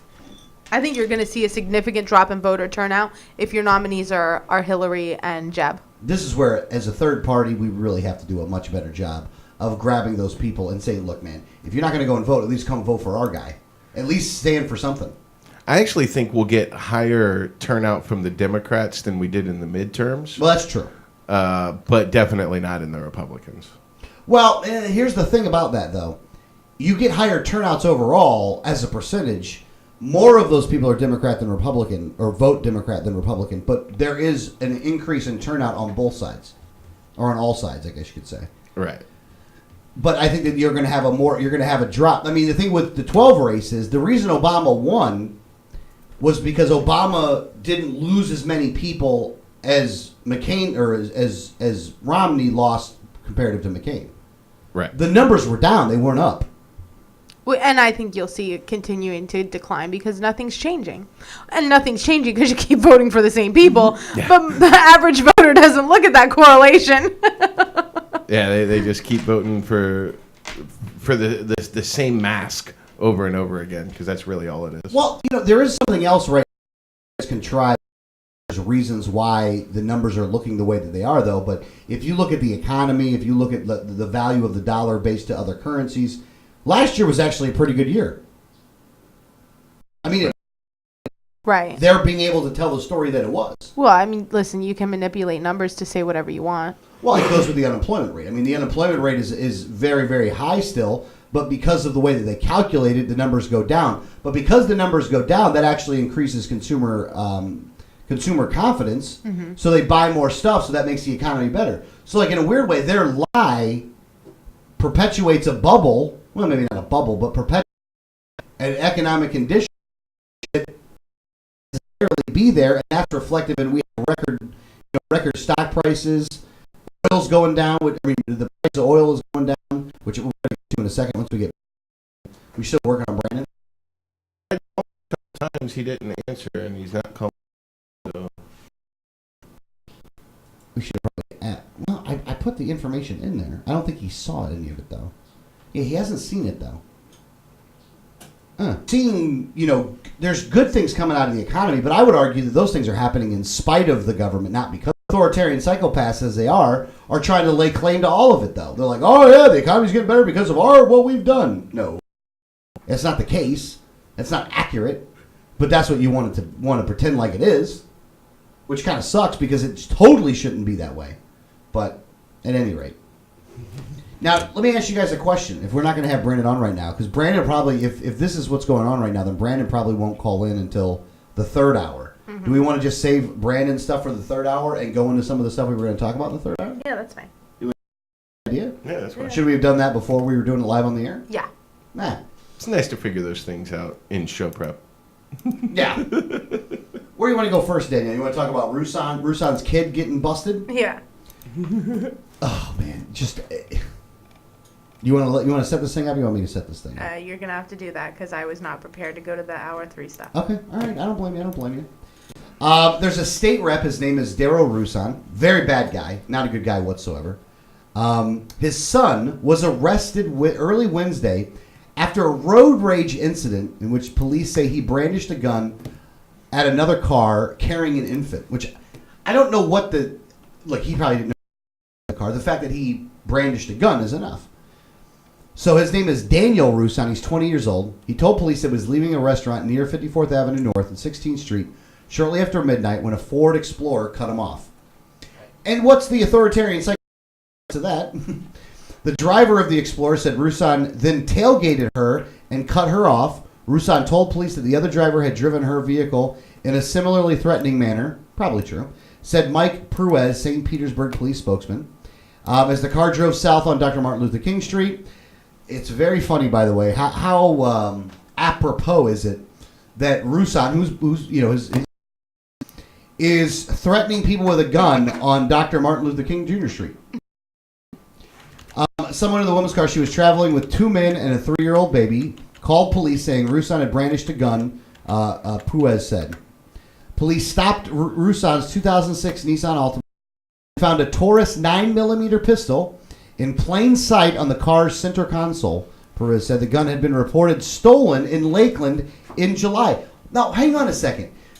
This guy should be charged with having a stolen weapon, right? Well, was it something that was reported stolen by him? No, I don't think so. We'll see here. So he told the police that he never pointed the gun at the Explorer's occupants. However, they knew he had one, and he did. He was charged with aggravated assault with a deadly weapon and grand theft, so he was charged with the grand theft. He was released from Pinellas County Jail on Wednesday, $1,000 bail. Now, I guess that his son's gotten in trouble before, and the father, who has represented him before because he's an attorney, Daryl Rusan's a lawyer, which is one more reason why this guy's such a jerk, said he wouldn't represent his son like he did in 2013 when he was charged with obstruction. So he pleaded no contest to the other one. So, and Rusan, it was very raw for Rusan. He was still trying to figure out what exactly happened. So he didn't want to make too many statements about it. But I guess he's not going to be representing him in this case. I'm sure he's going to get him an attorney, of course. But this just goes to show you of the people that we're putting into office, though. This kid wouldn't be doing these things had he had a father that would actually teach him the right thing. His father is probably teaching him that it's okay to drive around with a gun. It's okay to brandish it at people. It's okay to cut them off because you're the son of a state representative and that you're just allowed to do whatever you're allowed to do. This is what he's learned. Whether Daryl, the horrible person, Rusan, openly did, we don't know yet. However, the fact that you guys keep electing criminal bastards like Daryl Rusan is part of the problem here. I mean, this guy's a bad guy. His kids are bad. And we hope that against Rusan uses his kid, against his kid, get this guy out of office.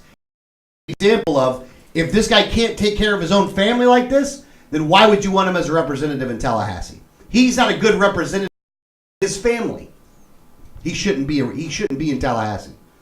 Now again, I'm probably going overboard on this, but yeah, because I don't necessarily find. I mean, listen, there are good people who have children that just choose to do the wrong thing. Because listen, his kid is an adult. His kid makes his own decisions.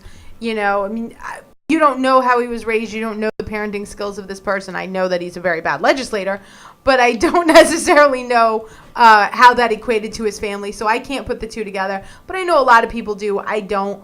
But at the end of the day, I mean, you know, there's obviously an anger issue with the kid, at the very least, that isn't being addressed by the.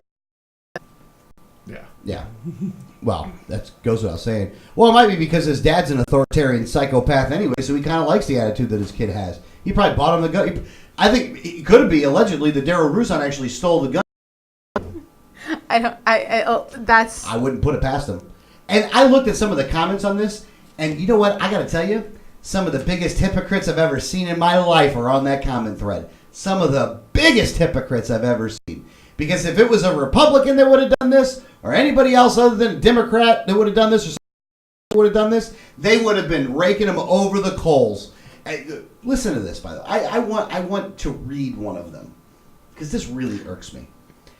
I certainly made my share of mistakes as a young man, and it sounds as if this was just that, a stupid mistake. Hold on a second. Pulling a gun out on somebody that cuts you off coming out of a store is a stupid mistake. I would agree that it's definitely a mistake, but did this person ever pull a gun out on somebody? Not all, by the way. And personally, I hope that he can beat this charge. What? So that he doesn't have a millstone hanging around his neck as he makes his way through life. I sincerely hope that this serious incident will be a wake-up call to this young man. He has a future ahead of him, and if he doesn't choose to throw it away for the quote-unquote thug life. I used to, but I am no longer a big fan of Mr. Rusan. Still, I am a father also, and I wish him and his son peace and grace as they work through this family matter being all, in caps, together. Guess what, tough guy? It ain't a family matter anymore. He pulled a gun out on other people. It kind of takes it away from your family with a stolen gun, mind you. Yeah, he stole the gun to point it at someone else. To point it at someone else's family. Right. Yeah, with a baby in the car. Not that even matters, but again, it so pisses me off. I've seen this guy post on other things before. And the hypocrisy that is on display right here is amazing. Look, they'd be telling him to throw. If it was anybody else, they'd want him to throw the dad in jail too. Yeah. He should be removed from all. Just the hypocrisy is just. I mean, ooh, you could smell that hypocrisy. I really don't like this Rusan cat, man. I really don't like him. So I'm not even going to try to hide like I do. I hate this man. This man is one of the reasons that we have problems with government officials now, is because of attitudes like this. And we see how he's putting it to his kids, because his kids do the damn thing. This kid's not a thug. I'm not going to say thug life. He's an authoritarian psychopath. The difference between him and his dad is his dad can write laws to screw the rest of us over. His kid just can brand his gun. I'd rather have that than his dad in office. It's really all the laws do anyway, though, isn't it? Pretty much. Just gives them the right to brandish guns. Keep voting for these pricks. Man, I swear to God, man. What a jerk. I really don't like Rusan at all, man. Well, I was going to ask if you think that the reaction would be the same if this was the son of a Republican legislator, but I think the ironic part of this is, most of the people who I know who are Republicans are also supporters of Second Amendment rights and also purport responsible gun ownership and teach their children how to be responsible with guns and not to pull them out just when you lose your cool. So I would say I wonder how the reaction would be if it was a Republican legislator's son. But I get the feeling that it probably wouldn't happen from a Republican legislator's son. Not that they wouldn't do stupid things either. No. Yeah. But they don't have this, we got to get rid of all the guns mindset, so they're not reckless with the guns. They actually, teach responsible gun ownership. Oh, yeah, we'd have better... You know what the problem is? Well, this is going to sound funny to say this, but maybe one of the problems that we have is that we let Democrats have guns. Oh, that's definitely one of the problems that we have. Maybe this is a Democrat thing. Maybe they're all mad. Maybe they're not mad at everybody. Maybe they're just mad at their own Democrats. For what they've done with guns. Yeah. Maybe. I'm just throwing it out there. Do what you want to do with that one. Either way, Darrell Rusan shouldn't be in office. Vote against Rusan. That's what we're saying. I hope somebody runs against him. I'd like to support that person. I really hate this cat. I really do. I don't like him whatsoever. Not even a little bit. Where does he? Hillsborough. He's around. Hang on here. Let me tell you where he's at. He's not in Pasco. He's in... No, because the one that crosses over into Pasco is Leg. Yeah. Rusan represents District 70, covering southeastern Pinellas County and portions of Hillsborough, Manatee, and Sarasota counties. He won a special election in 2008 that got him the seat. So he's Pinellas, Hillsborough, Manatee, Sarasota. Yeah, he needs to be removed. He needs definitely be out of there. Well, it's a good thing I don't go to Tallahassee with these guys, or if I do, they don't let me inside, because I would yell at him, too. I'd say bad things about his kid. That's what I'd want to do. These people offend me. I guess. They do. I know you don't. I would have never picked up on that. Yeah. Yeah, I actually don't agree with you. I think the story was small and minor. I don't hold people accountable for the actions of their adult children. Where I have a problem with him on this is because the statement of "I'm not going to get him out of it this time," which implies that he has a habit of getting his children out of trouble that they get into. If my kids are in trouble and it's the field that I work in, I say that I even knowing that they're wrong, would I help them because they're my children? I can't say I wouldn't do it. I can't hold him accountable for that. Like, I can't say that this is a bad person because when his kid messed up, he tried to help him. And now that his kid has messed up again and didn't learn his lesson, he's like, yeah, you're on your own. I can't say I wouldn't do the same thing. That's fair enough. Yeah. It's not how I was raised. When I was a little kid, I was caught shopping, so I said, call. My dad's not going to help me. This is not good. Yeah. It's a good parent right there. Didn't do it again either. Exactly. Yeah, and this isn't the only time that you've heard about the kids of politicians doing bad stuff. Yeah, but the kids of people everywhere. I mean, listen, do you know how many kids of people that aren't politicians get into trouble? Yeah. I don't think it's a thing. I should be held responsible for the actions of your children. Yeah, I guess. It's not nearly as much fun, though. At least in this case, too. Because on the Democrat side, Rusan's probably the one I don't like the most. The only exception to that is, what's that dude's name? He's a state senator down in, Jeff Clemens, right? Which one? Clemens. There's a Jeff Clemens, right? Yeah, there is a Clemens. Yeah, I think it's the Clemens guy on the Democrat side in the Senate that I really don't like either. Really don't like that guy either. I think it's Van Zandt that you don't like. Yeah, I know. But I don't like him either, though. You can look. Here's the thing, though. Let's do the short list, and which ones do you like? Senators? In Tallahassee? Yeah.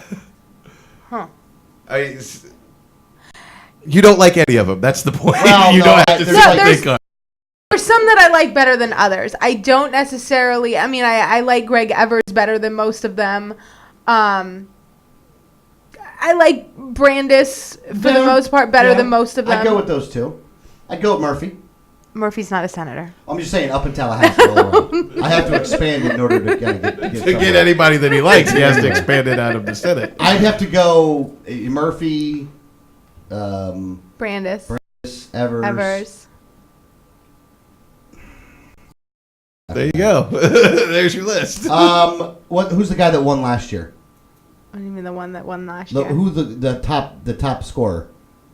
Oh, I can't believe I can't think of his name. I talk about him all the time. Oh, what's his name?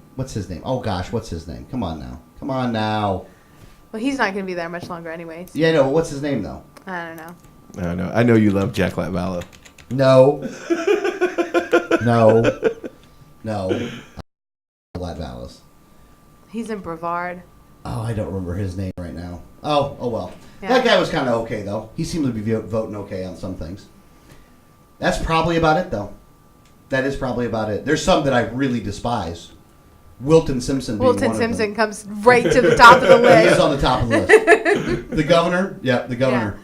The funny thing is that when I go to Tallahassee, if Wilton Simpson is on a committee, I don't even try to go into his office to talk to him. Like last year I was working on the Senate side more than the House side on legislation. It just happened to be the way the legislation worked out was more active on the Senate side. And when I would go there, I would have a list of people on a committee that I'd need to talk to. And if he was on the list, I was like, screw it, I don't care. I'm not going to waste my time in his office. I never walked in there, not once. I saw him in the hallway twice and was like, And he did the same back. Yeah. I hate that. I really do. It really is one of those things that's, I find him to be a complete waste of my time. Yeah, he's a bad man. He's a very bad man. Tobias. Tobias. He's the one from Brevard. I just thought of it. Yep. Sorry. Tobias. No, John Tobias. Yeah, Tobias. Yeah. Tobias, yeah. John Tobias.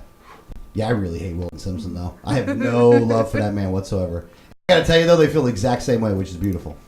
Oh, yeah. The feeling is mutual there. I hope I can hate them more than they hate me, but I want it to be close. It is, and it is. It is close, too. It's competitive. It is competitive. Yeah. I really hope we can find somebody to run against him, too. Oh, man. I would really, really knock on a lot of doors for that person. I really, really would. Now, Sunshine State News came out with their most hated person of 2014. Oh, yeah. Who is this? And it was not Wilton Simpson. Ah. It was actually the Florida Education Association president, Andy Ford. Not to be confused with Rob Ford, that most people like. I love Rob Ford. But he's in Canada. Well, yeah. But yeah, he's probably here right now because this is Florida and it's winter. Not that so he the would know that Canadians because are he's all probably here. high on cocaine. But The coke keeps you warm. But why does this guy make the list as the most hated? Okay, well, his name is Andy Ford, and he didn't. It wasn't because his name was Andy. No, Ford, was it? I'm just saying that is his name. Okay, just making sure. Now, Sunshine State News doesn't like him. Isn't necessarily something that we wouldn't like him for. Although I do have to say, if I was going to cut things, these would be the last things to cut. He is actually cutting out thousands of dollars that would go to education for poor children and also handicapped children. There was a tax credit scholarship program that had recently expanded to include a lot of minorities, students in low-income areas, and also that they could go to some private schools if they showed some, excellence in education, that they were getting good grades and things like that, that they could actually get some more help to get to a better school and things like that. He also is cutting the programs for disabled children, not disabled children, severely disabled school children. Government spent a lot of money, and if you're going to cut, I guess the severely handicapped is the first place you go. Yeah. The hell's wrong with you people? The one demographic that everyone agrees, you know what, we can help these people. Let's go ahead and do what we can to help these people. Yeah, so if That's the one you cut first. if you were going to cut education head. spending, the last place that anyone would cut from is severely disabled children and good students in poor schools for them to get better education. Yeah. The hell's wrong with these people? Like, seriously, what the hell's wrong with these people? I never understand. For the life of me, I can't understand the decisions that these people make. Here's the thing: is a normal person could like read that and go, "Wow, I don't understand why they women ask. Well, why would you do this?" And he would snow them under to the point where they agree at the end. And he's like, "Oh, you're like, yeah, okay, We I had understand." to cut that. Yeah. But yeah, so he's, basically 70,000 students in the most poorest of areas would not get some extra help, and the severely disabled school children that were getting some additional therapies outside of their assigned public schools are also being cut. Why? This is why people hate government. Those are like the things where people need government. That's where government is needed. Those are the kind of situations that make people go, we might need a government program to kind of handle this because the free market's not doing it and these people need help. That reminds me of something, by the way. Since we got it reminds me of something here. I'm going to see if I might be able to find this thing. What's his name? Ken. I was, online last night a little bit. A survey to figure out where you were at politically. It was done by the Pew Research Center. Pew, pew. Pew, pew, pew, pew, pew, pew, pew, pew. Oh, you know who we haven't been calling, by the way? We haven't been calling the people for, PPP? Yeah, PPP. Well, why would we call them over? The campaign's over. That's why we haven't been All right, calling it was a topical... Quiet down. It was a... Should we call them and tell them to include Adrian in their polling? Yeah, we should. Start now for the next campaign. Include We're him not in sure what every office poll. he's going to run for. So the Pew Research Center puts out one of these little quizzes, right, where you begin the quiz. Yeah. And it's like a 25-question quiz. However, the groupings that you could have that were, who you could be, none of them were libertarian, mind you. It was, are you a steadfast conservative or somewhere in between? So you had conservative on one side, liberal on the other, and then a bunch of in-betweeners. And where libertarians seem to be falling is a young outsider.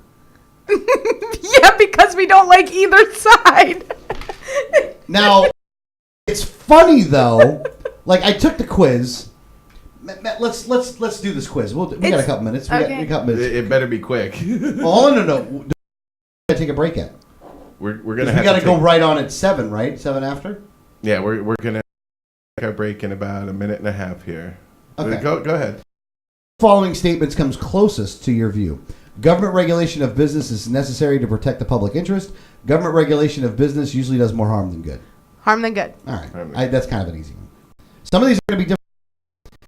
Most people who want to get ahead can make it if they're willing to work hard. Hard work and determination are no guarantee of success for most people. The first one. This country should do whatever it takes to protect the environment. This country has gone too far in its efforts to protect the environment. Neither. Yeah. Okay, that's not an option. You got to pick one. The government is harming the environment. That needs to be the option. Okay. Well, they didn't put that option. Okay, the first one. Okay. They should do whatever it takes? No, the other one. All right, using military force is the best way to defeat terrorism around the world. Relying too much on military force to defeat terrorism creates hatred and leads to more terrorism. Yes. 2, B. See, it would take longer because you're being crazy.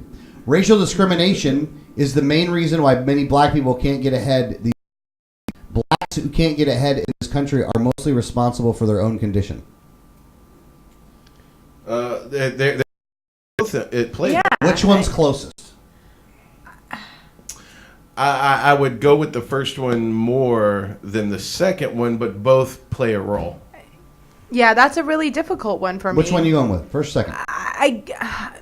I'm gonna have to say the first one, but because of government. Big corporations make too much profit. Most corporations make a fair and reasonable amount of profit. Like this test. Yeah, me neither. I reject your premise. No, I understand. It's the Pew Research Center, though. So which one? They're counting on the uninformed, the stupidity of the American voter. I mean, I don't care how much corporations make, So in your mind, it would be fair and reasonable. Sure. All right. Too much money through government. It's not working now. Damn it. Greg messed something up. What did Greg mess up? We're going to break. We're going to break. All right, we'll finish this. We'll finish this on the way back before we get to Brandon. We'll get this thing done before we get to Brandon, because it's very interesting in how systemically they're actually screwing us over. But you're listening to Liberty Underground. We'll be back.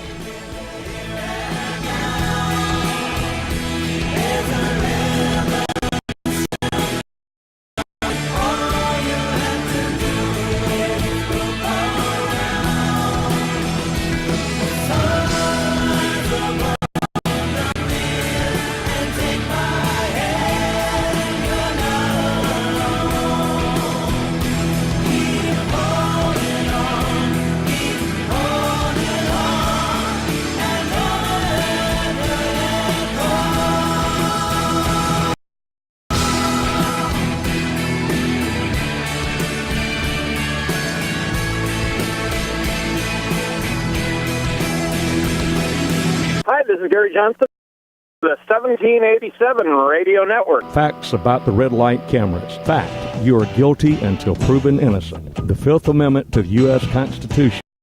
The presumption of innocence. Fact, red light cameras cause accidents. Accidents are up on an average of 40% at intersection with camera. Fact, cameras punish technical foul violations. Over 80% of tickets are written when the red light is on, under 1/2 second. Join the fight at www.banthecams.org. www.banthecams.org.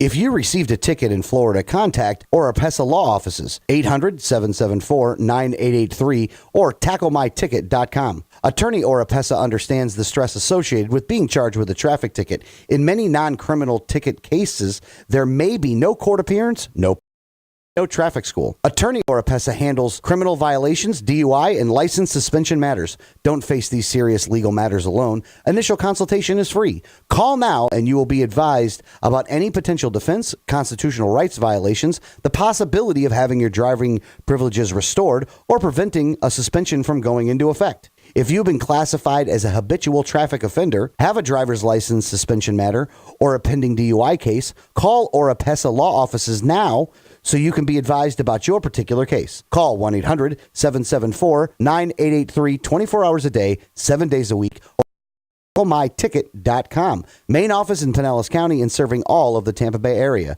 Find out more at tacklemyticket.com. Mention Liberty Underground and get 25% off. Liberty starts with a like. Facebook.com/Liberty Underground. You know, Going Postal offers shipping with UPS, FedEx, and DHL International, and they're a full-service post office. Postal is not just a one-stop shop for shipping. They offer copying, laminating, faxing, packaging, and they even have a notary public service. Going Postal at the following Harbor at the corner of Tampa Road 1 in the Sweet Bay Plaza, St. Pete on 66th Street, just south of Tyrone Boulevard near Publix, and be sure to visit their newest location at 35595 US 19 North at Alderman Road next to Publix in Palm. Unthinkable happens. It doesn't matter if you save money in 15 minutes. It doesn't matter if your neighbor has a company that stands behind them. Auto Owners Insurance has been recognized as the highest in customer satisfaction with the auto insurance claims experience 5 years in a row by J.D. Power and Associates. For award information, go to jdpower.com. Call Row Insurance in Newport Richey today at 727-376-0030.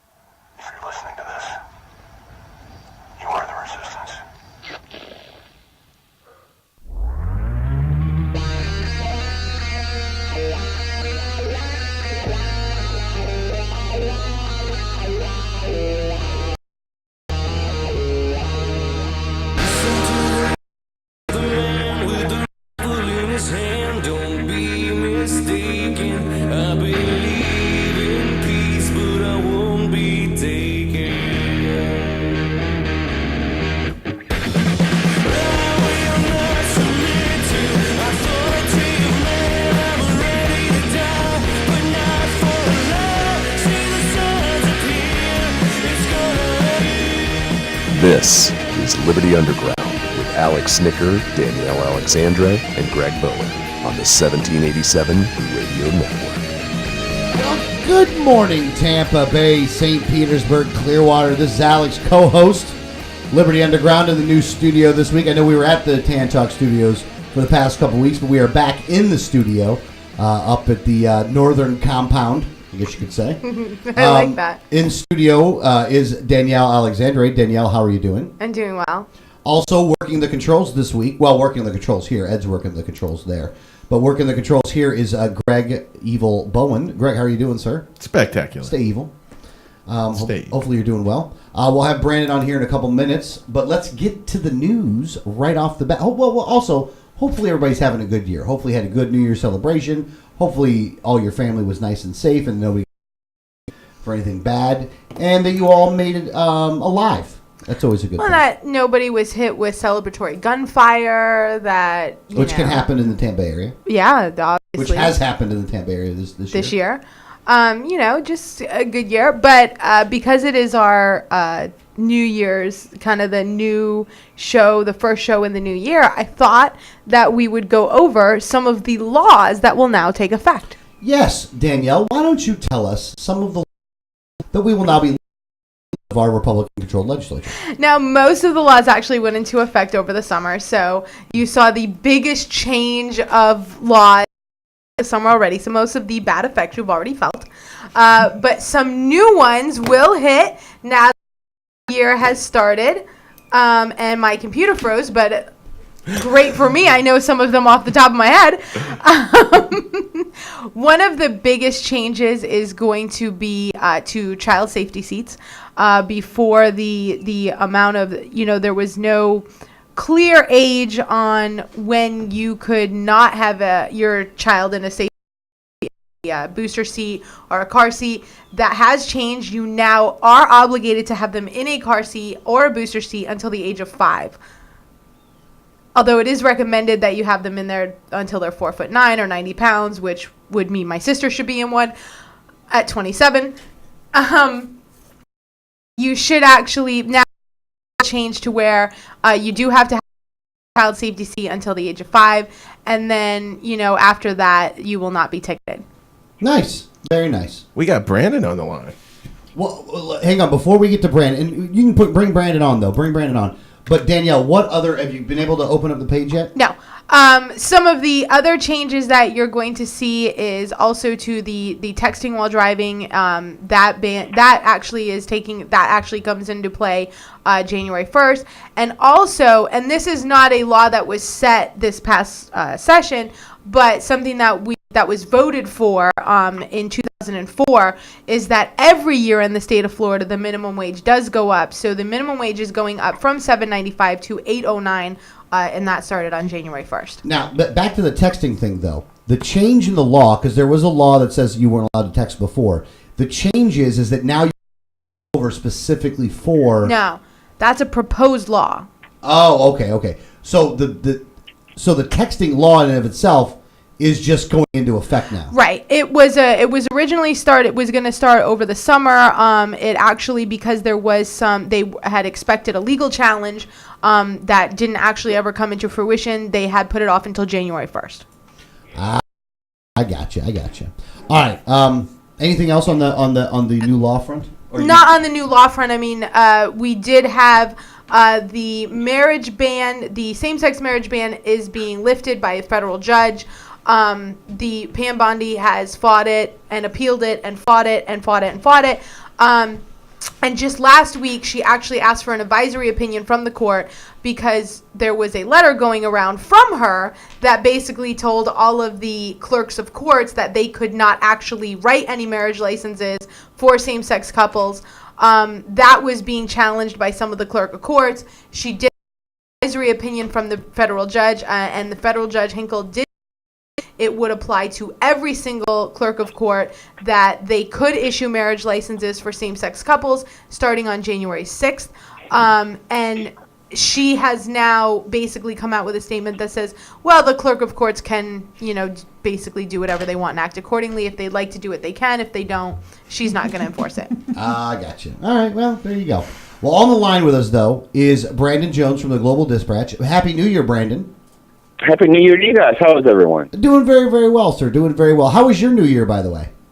I had a very blessed New Year. It was very nice. My father surprised us with a visit, so it was great to be able to have him here as part of the family. Of course, it was our first Christmas with the grandbaby, and it was just a wonderful, wonderful time. Oh, that's always nice to hear, by the way, Brandon. We're very happy.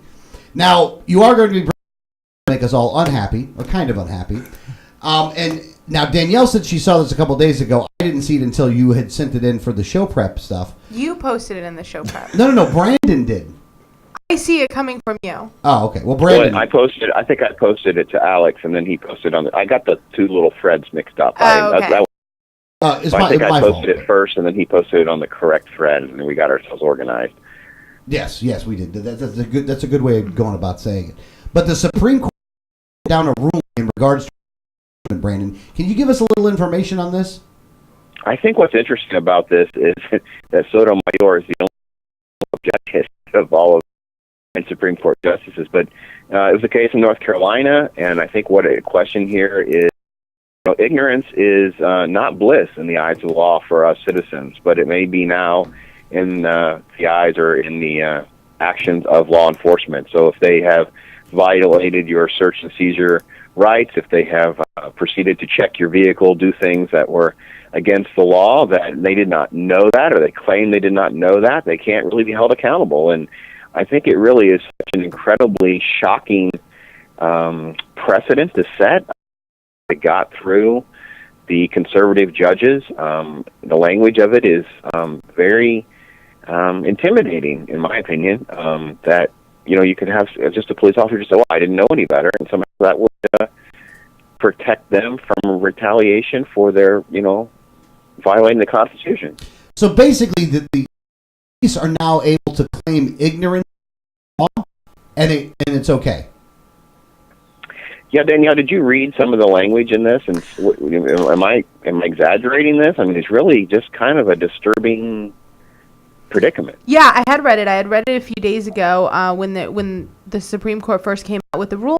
And it is, basically, and other courts and the Supreme Court itself has also ruled that a citizen, ignorance of the law as a citizen doesn't mean that you like a lighter sentence or anything by saying, well, I just didn't even know that was a law.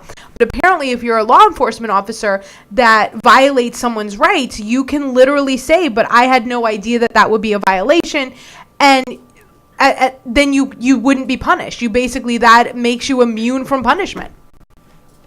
I can't believe this one. I mean, it was 8-1. It was 8-1. The only one that dissented was Sotomayor, who, I got to tell you, Brandon, it's a very funny picture, by the way, that you have up of her, by the way. Like, I have to credit Don Quixote, as always, doing great cartoon caricatures for us. I appreciate all of his hard work. And I guess Sotomayor, and I had not known this, but I guess she is the one justice that actually has the most criminal law experience on our current Supreme Court. I did not know that. Did you guys know that? No, I did not.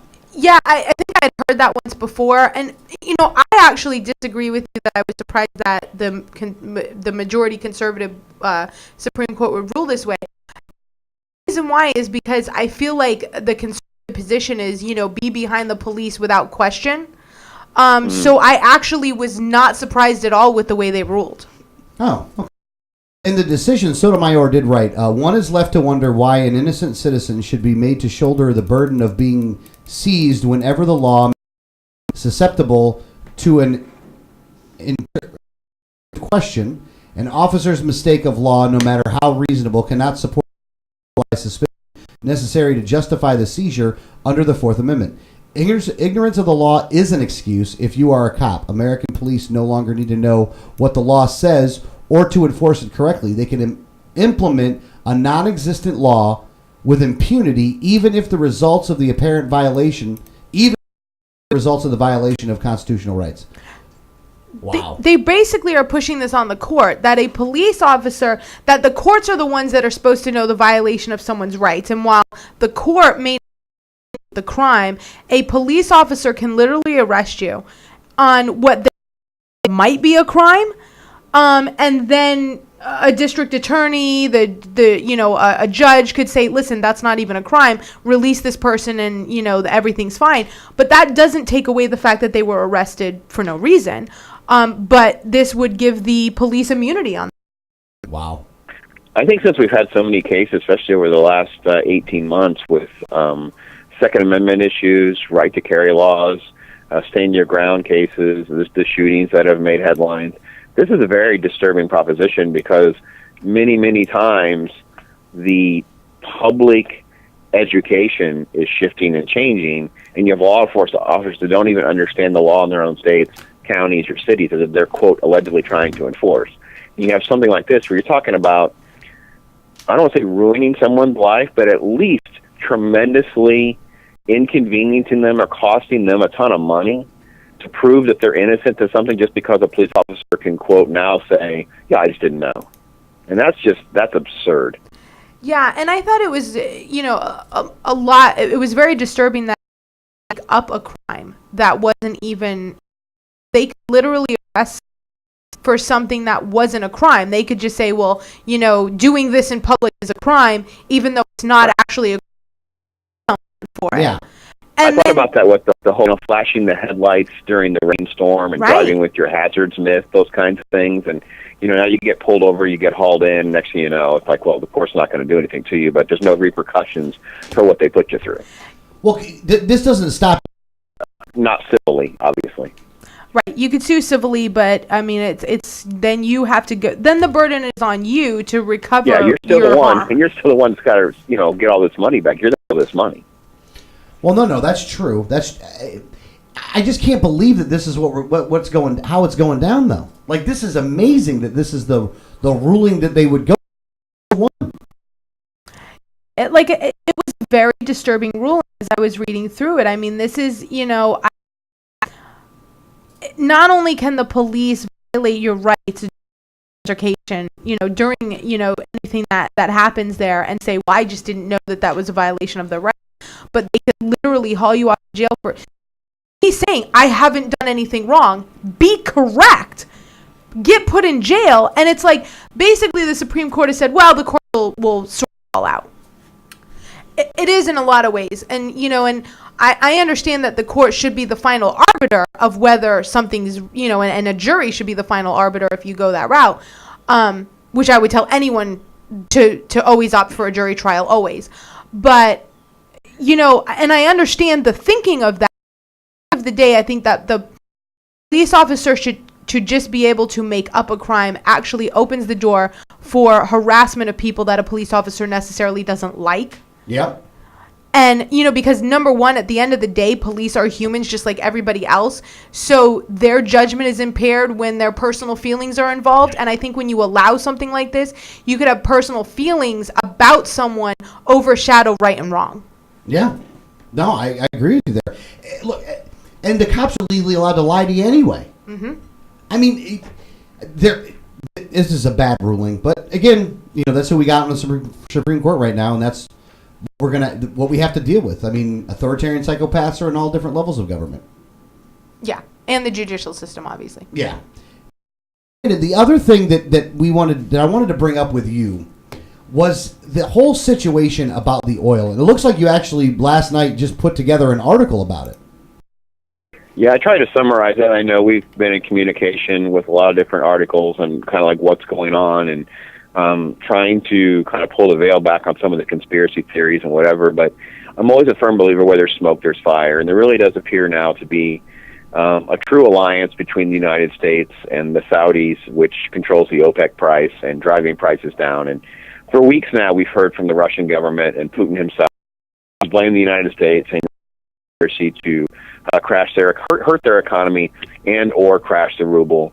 Other people have done great analysis on why the Saudis would go along with this, and one of the greatest explanations, which really seems clear, is this is a great way for them to bankrupt Iran.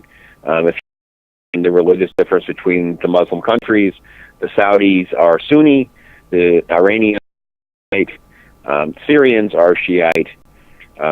Shiite organized. Syria obviously has an alliance with Russia, so that makes them the bad guy. You've heard President Obama say this, and more than happy to bankrupt the Shiites. So you have a scenario that is playing out with winners and losers. So you have Russia, Iran, in Syria, and then the United States and the Saudis maintain some control. Internally in the United States, it gets even more complicated and yet interesting because we're already seeing massive job loss and massive job numbers being, possible layoffs, as well as huge budget crisis and dilemmas in states like Alaska, Texas, Oklahoma, and Louisiana. And of course, we know after the midterm elections, you see this is a Republican-leaning states, governors, and it would not be, beyond the White House to go, well, it's another, it works out well for us. But you can dig a little deeper in an article. I don't think I linked to it in that article, but I did do one previously. They go a step further, and many people say it also helps the environmentalist cause because they're having to do so much cost savings and cutting of research and development, cutting costs in deep sea drilling. The subsidies are the only thing left to carry on green energy projects. These companies, these oil companies and these energy companies are not going to have the money to move us forward, and we're going to go back. So at some point when the switches get flipped and there's a shortage of gas and oil prices go up, we're really not going to have an alternative and no plans and no places. We're going to basically have to step back and reset the clock again. Well, Brandon, let me ask you some questions based off of this. Let me ask everybody some questions based off of this. So you're saying that there is some kind of an alliance with the Saudi Americans to lower the gas prices and that or lower oil prices, and that was done to hurt Russia, Iran, Syria. It was done to hurt them, but it does help the American economy in some aspects where you're able to, prices should go down and everything. If the gas prices are going down, then everything should be going down. In states that don't produce oil. No, but just for anybody. Yeah, that's correct as far as consumption costs and a consumer cost goes. However, you have, massive employment in states that are, where there's refineries and oil production is a huge part of their economies. As I mentioned, the 4 states. So it's the reverse effect in those states, and of course, those states do happen to be Republican-leaning states. It is a very simple thing to manipulate. It sounds very conspiratorial at first, but when you dig, and I quoted there, all they would have to do is just limit production, just cut back. And getting back, they're allowing this equation to sort of flip the way they have. Yeah. Now, but that hurts. Lowering gas prices, though, does hurt the green technology from being formed at the same time, too, though, doesn't it? Absolutely, because what's happening is not this year's to go invest in it. They're not going to want to, go down that route. Plus, we also know from history as well, whenever gas prices go down, there's no political sort of power. The people are not calling for, new energy whenever their gas prices are so cheap because they can afford to drive their SUV without cost. So everything about this is very interesting. But what I have read on the green energy is because at some point, when it all flips, the supply production equation flips back, because they reset the clock with no one doing the development or whatever, their green energy will be a very high product. It will soar, so to speak. It's very interesting, by the way. I mean, look, I like that we're having lower gas prices. I think I view it as a good thing, not a bad thing. But it's just funny on how the manipulation on who is trying to hurt the Americans at the same time too by doing it. But we would want us to produce more energy, not less energy. Well, the oil market itself is one of the most manipulated and easily manipulated markets that you have. Absolutely. Because this is something, oil is actually very abundant in the U.S. It's very abundant in many countries. And countries manipulate production. You manipulate basically the economies all over the world. Well, yeah, another one that's really being hurt by this, though, too, is Venezuela. Yeah, and I didn't mention that in my article. I don't really have anything else to offer other than the article that Greg had shared. They're broke, they're going to go broke. I mean, this is really going to bankrupt them very fast and first and foremost, long before Russia or any other country will see it. Venezuela will fall apart. Well, the only thing Venezuela economy has been oil production, and so if And oil they weren't even prices very drop, good at it. right, and they weren't very good at it. So I mean, so that the first ones, but you're going to see states like Alaska where 90% of their budget comes from the 90% of their economy is oil. Yeah. So when the prices drop, that means their economy drops. And places like Texas is going to be harmed, but it's not, they have so many other large state that while they are huge oil producers, it is going to affect them dramatically, but it won't disrupt them. But in a state like Louisiana or Alaska, where that is basically the only thing holding up their economy, they're going to be hurt just as much as a country like Venezuela. Yeah. And as well, the jobs that are going to be lost and cut are very high-paying jobs. We're not talking about a recession in the economy where you're just going to see restaurants scaling back, hotels suffering, having to cut pretty low-cost or middle-cost labor. We're talking about high-end dollars. These workers on the low end are making $70,000 to $90,000. So whenever they're losing jobs, they're not going to stay in their states. They're going to move very quickly and take whatever job they can get. And in many times, a lot of them are going to relocate to other countries because the skilled labor is still skilled labor. And places like Brazil is not going to stop drilling. They could care less. They'll stockpile it up before they stop. Yeah. Yeah, and that is what keeps the economy of Brazil very stable, is that they don't manipulate their market. They just produce. Yeah. They're in it for the long haul. I don't know what flipped the switch for them, but about 2-3 years ago, it became very, very clear. They're in this for a very long-term plan. Yeah. Now, just to give you the example for on the Venezuela side, Venezuela, it says here that they have the world's largest proven oil reserves. So, but their economy is highly dependent on the oil trade. So it makes up 90% of their exports. And in the third quarter, it fell by 14.2% to only $19 billion. I mean, still a lot of money. But, it's oil that's keeping the communists in charge there, right? And so we're going to increase production, lower the price, so they have.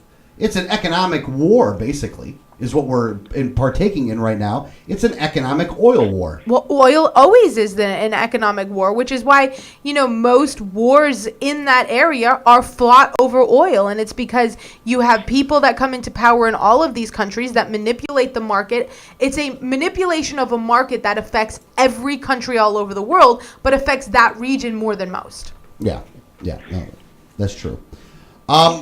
Brandon, the other thing I wanted to ask you about, actually, now that we've gone past all of the, what do you call it, the hype around the interview. Oh, the movie. The movie. Do you think that this has really been an inside job? Like this whole thing was done on purpose? I really think they were hacked. Whether or not I can blame the North Koreans or not, obviously that's going to be above my pay grade. But I really do believe they've hacked because there's a lot of insider emails and information that has come out about Sony's employees. I mean, I even had a good about someone, 2 emails I was about, but the one in particular that made me laugh was, I guess the Sony had screened the Man of Steel movie and had all of these harsh criticisms of it, which are basically all of the exact criticisms that the fans had. So a lot of that has kind of played out to be true. Does, the manufacturing, the publicity and whatever, I don't know. I mean, I think it's just typical Hollywood. I mean, they love to think about themselves on pedestals and, for them to think that their movie could be so that it would justify it. They're all about that kind of hype, and their hype perpetuates more hype. So on that part, I definitely can agree with some of that. Okay. So do you think it was more of they got hacked and it started taking a certain turn down the road, and they just said, "Don't let a good crisis go to waste and keep it going." Now, have you seen? I don't even know that it's that orchestrated. I don't think they deserve the credit of Rahm Emanuel's strategic abilities, but it's more about playing the victim. So many press outlets that love to cover each other, so it's more like just perpetuating how bad this travesty could be. Is Sony and all of that kind of perpetuates into a hyperbolic situation rather than really being, let's say, as serious as it may have been. Because we talked about this, right? I mean, how much of a threat is North Korea really to America? How many bombs could they really set off and it just did not bode with the sense of reality that they were trying to play it up to be. I got you. No, I got you there. What do you guys think about this one? I mean, I think it's interesting that everyone is talking about a movie that didn't get released instead of a torture report that did. Well, the movie got released though. Kind of. Well, no, it got released. I mean, it's released now but you can get it on DVD now. My you point bought is it on YouTube. My point is all the media hype and all of the attention that is given to this movie over the real issues that. I know. Okay. Good point. But I will say, Greg, a lot of that to me still will be because of who's in the White House. Yeah. Oh yeah. No, absolutely. Yeah. If it was anybody, if it was a Republican in the White House, then we would have gotten. We would have had. It doesn't matter if we're indicting the Bush administration or practices, if we're citing 2007, 2008. He hasn't closed Gitmo. He hasn't stopped many of these practices. He hasn't done a lot of that, and the report didn't good, clean clearance flow. Yeah. Yeah, there's a little bit to that. Now, did you actually watch the movie, Brandon, the interview? No, I wasn't going to go out of my way to track down a screening for that. They weren't offering it up easily, so I just didn't even bother. Yeah, either did I. I didn't. After a while, I didn't even have any interest in wanting to see it at all. Yeah, I didn't want to see it when I saw the because it looked like a dumb movie. When it got, when they said they weren't going to release Hacked, I was like, well, I guess I don't have to hear about a movie I didn't want to see and look stupid. And then when they decided to release it, I'm like, great, now we're going to have to keep talking about a movie I thought was stupid to begin with. Yeah. I want to see it. I like Seth Rogen and James Franco. Yeah. I actually like them. I think they did normally, you always see like the commercial was the best parts. If those were the best, this movie sucks. It hasn't gotten good reviews either. Well, I want to ask you another question basically on all of 2015, Brandon, when it comes to movies. What do you have coming up that you think? What are the things in 2015 that you want to see that you in the movie category? Well, I mean, I think the two obviously is Star Wars and of course Avengers: Age of Ultron. So you've got May 1st and December 18th on everybody's calendars, and if they don't, then they're probably lying because they're both going to make $1 billion and they're going to be huge. They can both stink and they'd probably still make that much money. But everybody is talking about, and it's like a huge headline of those two movies. There's a ton of other great movies, and there's a ton of fun movies coming out this year. You get another Jurassic Park, you get another film, you get some of that kind of stuff as well. But nothing is going to compare to 2015 as, having another Avengers film and having Star Wars Return. Nice. I do have to say the Star Wars Returns is on my calendar. Yeah. We also get Ant-Man this year. Oh, crap. Ant-Man. Watch out for Ant-Man. Well, I always kind of felt that it was bad that they left him out. He was one of the original Avengers. Captain America wasn't. I think they're still going to play some of that up, actually, that he was part of the original group and founding. They're going to tie some of that in there, I think. Yeah. They're kind of passing a torch to a modern character and that kind of stuff. But yeah, the way they're doing Michael Douglas as Hank Pym, I think they're going to tie it up like he was involved in the background this whole time. You never saw him or heard from him. Did you guys see the Hobbit film? No, I haven't seen that either. Not yet. I can't wait to though. It was really well done. I know there's a lot of fans that are not happy with it because it didn't have their kind of character development, but I thought they just did a great job. The action sequences, the fight sequence, I thought was really, really done well.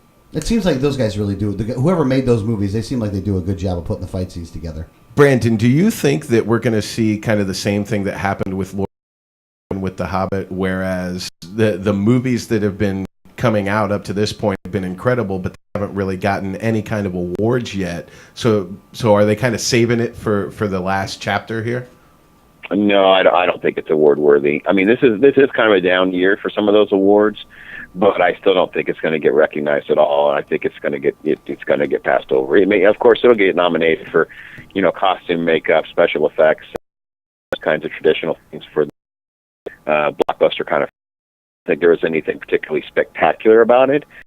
We win a couple of those kinds of things, but it's not going to get like out or anything like that. I don't think. Right. Well, I don't think Return of the King actually won Best Picture or anything, but it did win. No, but I think one of them got nominated, though. I think didn't they? Wasn't that one of the years where they started opening up to 8 films or 10 films or whatever they do now? And I think one of them may have gotten nominated. I don't think this one even will get nominated.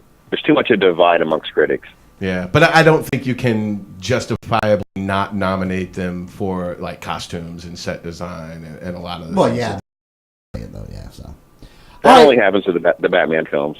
Yeah, exactly. All right, well, his name is Brandon, and it is the Global Dispatch. Many talents, by the way. I mean, let's just say you can go from the Fourth Amendment in the Supreme Court to oil prices to The Hobbit. Who else can do that? There's no one else in radio that can do that. And my first novel is now officially available on Amazon. Now. Oh yeah, plug the novel. Oh yeah, hold on, plug that real quick. Yeah, it's called The Rise of the Templar. You can Google, search that in on Amazon. You can get the softcover copy. You can get the Kindle version, and if not, you can go to bjonesauthor.com. There's a page there where you can buy them directly from me. And if you want to autograph it for me, I will. We'll donate the $5 extra to Breaking Chains Ministry, which saves sex trafficking victims, which is the theme in the book. And, I'm very excited about it. And I like the page on Facebook. Yeah, we'll make sure we put something together on that, by the way. Let's put something together on that. Maybe a commercial or something like that. So yeah. All right. Like I said, his name is Brandon. The website is theglobaldispatch.com. Brandon, thank you so much, brother. Have a good day. You guys take care. Talk hard. Talk hard. All right. Well, I guess we should take a break here before the final segment, and we're going to talk about the 2015 session. That's the one thing we missed, right? Mm-hmm.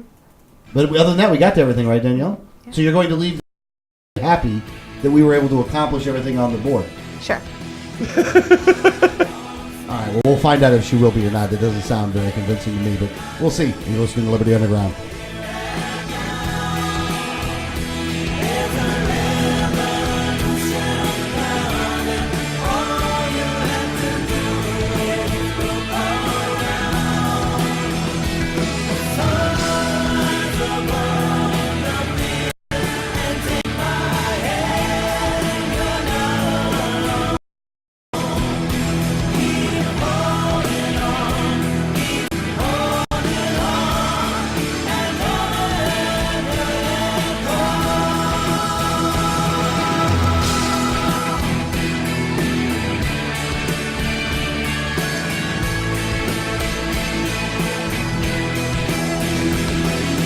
Hi, this is Gary Johnson, and you're listening to 1987 Radio Network.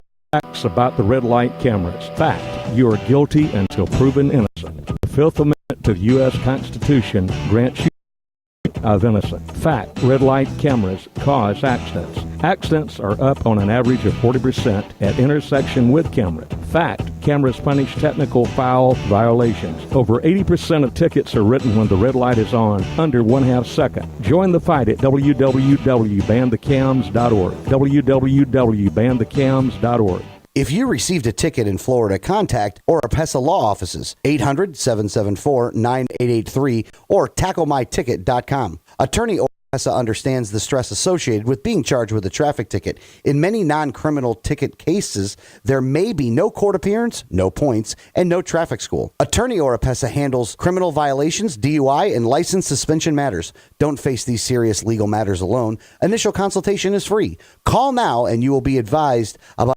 potential defense, restored, or preventing a suspension from going into effect. If you've been classified as a habitual traffic offender, have a driver's license suspension matter, or a pending DUI case, call Oropesa Law Offices now so you can be advised about your particular case. Call 1-800-774-9883 24 hours a day, 7 days a week, or visit tacklemyticket.com. Main office in Pinellas County and serving area. Find out more at tacklemyticket.com. Mention Liberty Underground and get 25. Starts with a like. Facebook.com/Liberty Underground. You know, Going Postal offers shipping with UPS, FedEx, and DHL International, and they're a full-service post office. And Going Postal is not just your one-stop shop for shipping. They offer copying, laminating, faxing, packaging, and they even have a notary public service. Visit our friends at Going Postal at the following convenient locations: Palm Harbor at the corner of Tampa Road and County Road 1 in the Sweet Bay Plaza, St. Pete on 66th Street, just south of Tyrone Boulevard.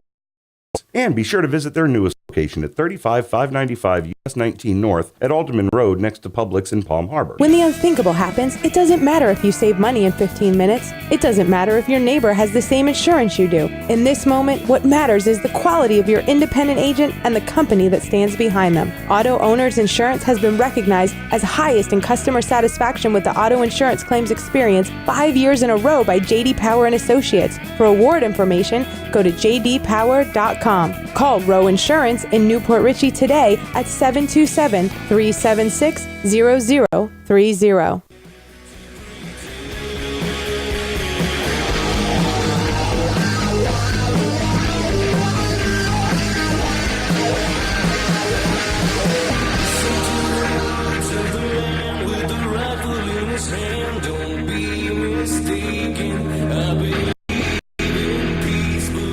Welcome back, Liberty Underground Show, final 15 or final 17, 18. Final 18 minutes of the show. Hopefully everybody's having a good time.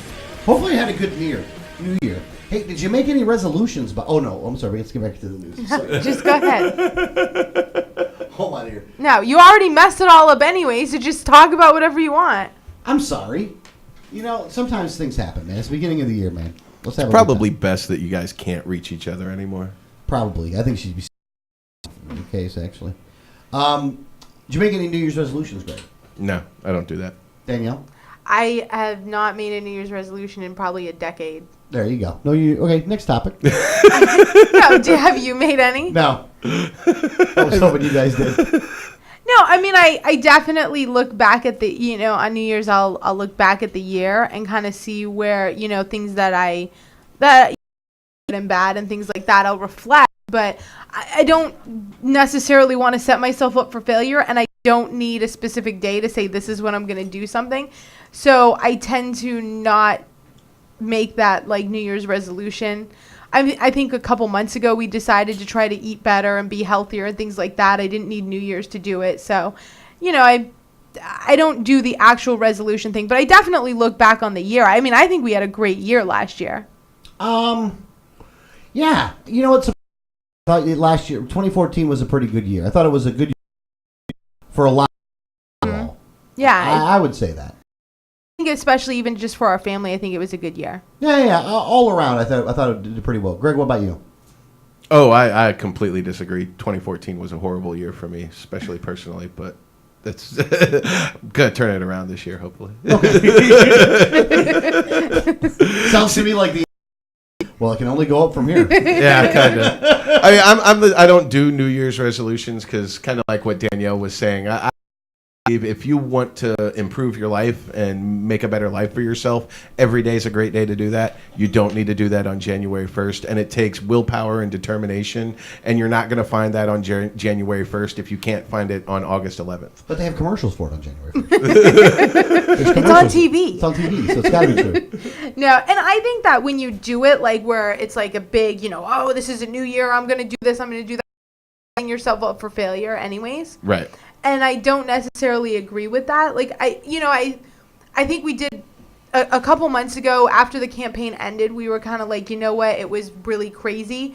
And I think we saw our own failures with our health and stuff where we said, you know what, we can't, we'll slowly make better choices.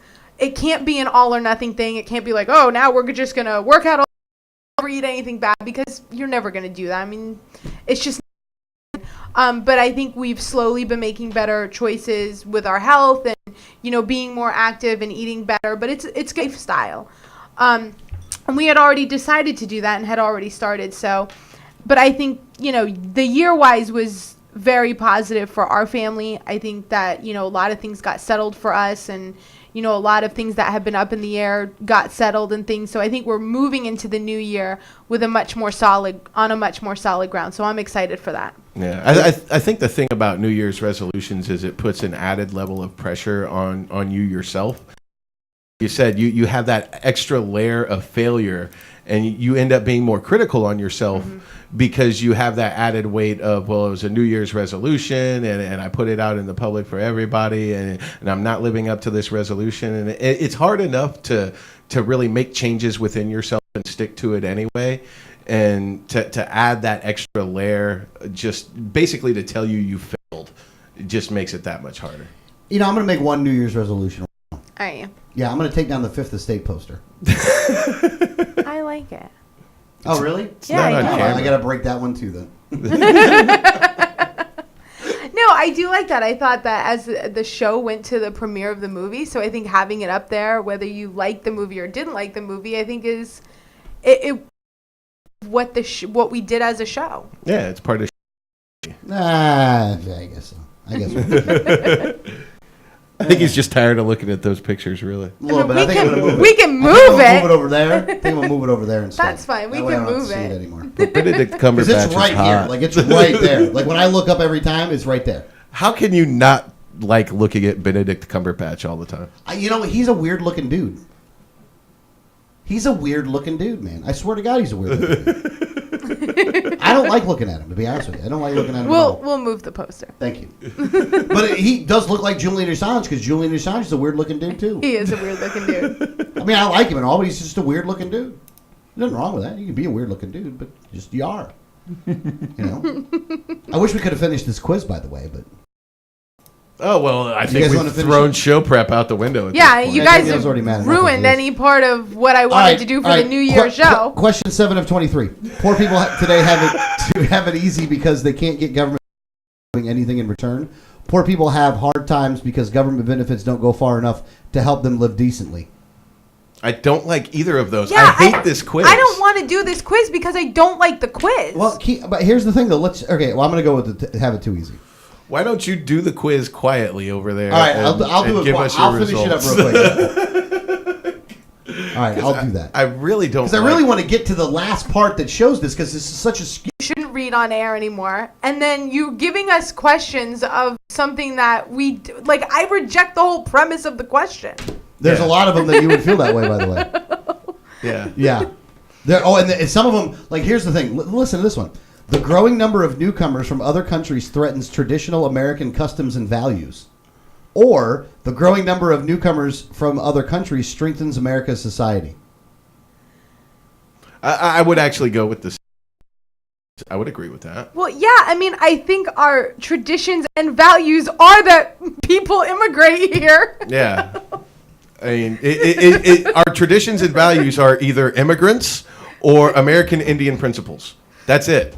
Which are you going to pick? Because if you want something that's traditional American that doesn't involve immigration, it's the Indian. It's I got are you going to read another one, seriously? Yeah. I got another one. This one you guys will be able to get right away. Too much power concentrated in the hands of a few companies, of a few large companies, or the largest companies do not have too much power. No, I reject the premise. Too much power is given to government. Yes. Well, it is too much power is concentrated in the hands of a few. Those companies have that power because it's given to them by the government. Right, They are I able don't- to buy that power from the government. I don't think it's the company's fault. I think it's that if government didn't have the power to do anything for them, they wouldn't seek out anything from government. Yeah. I reject the premise. You guys are always rejecting premises. I'm getting through this. It's because people are stupid. People are stupid. I mean, look at that quiz. Look at the answers that they're giving you as options. It does make me angry, by the way. Well, yeah, because they're giving you this quiz, like, look at where you fall on the political spectrum, and the quiz in a way where Like they didn't put libertarian there. you can't answer any of it. Libertarian.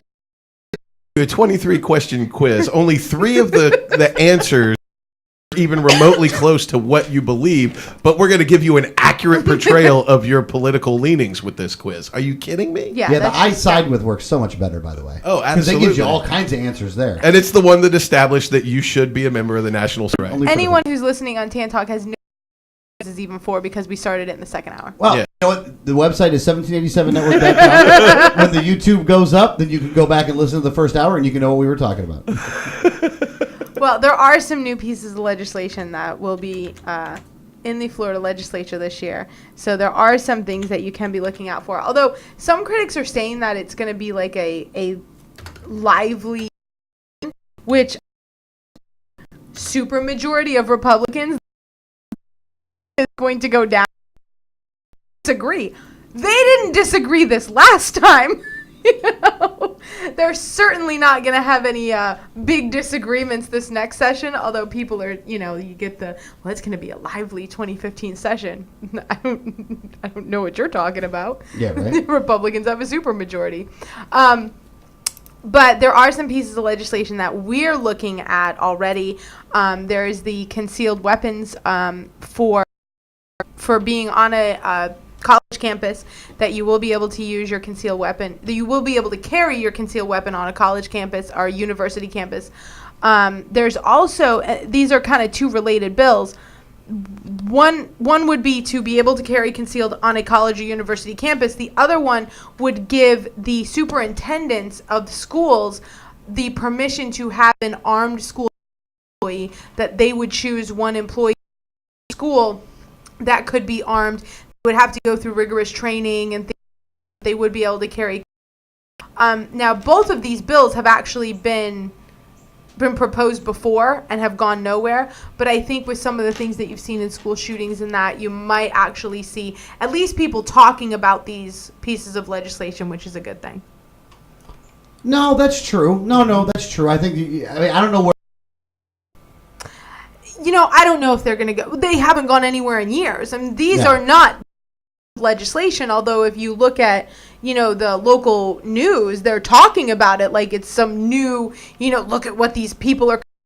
I mean, it's been proposed legislation every year for 3 years. Yeah.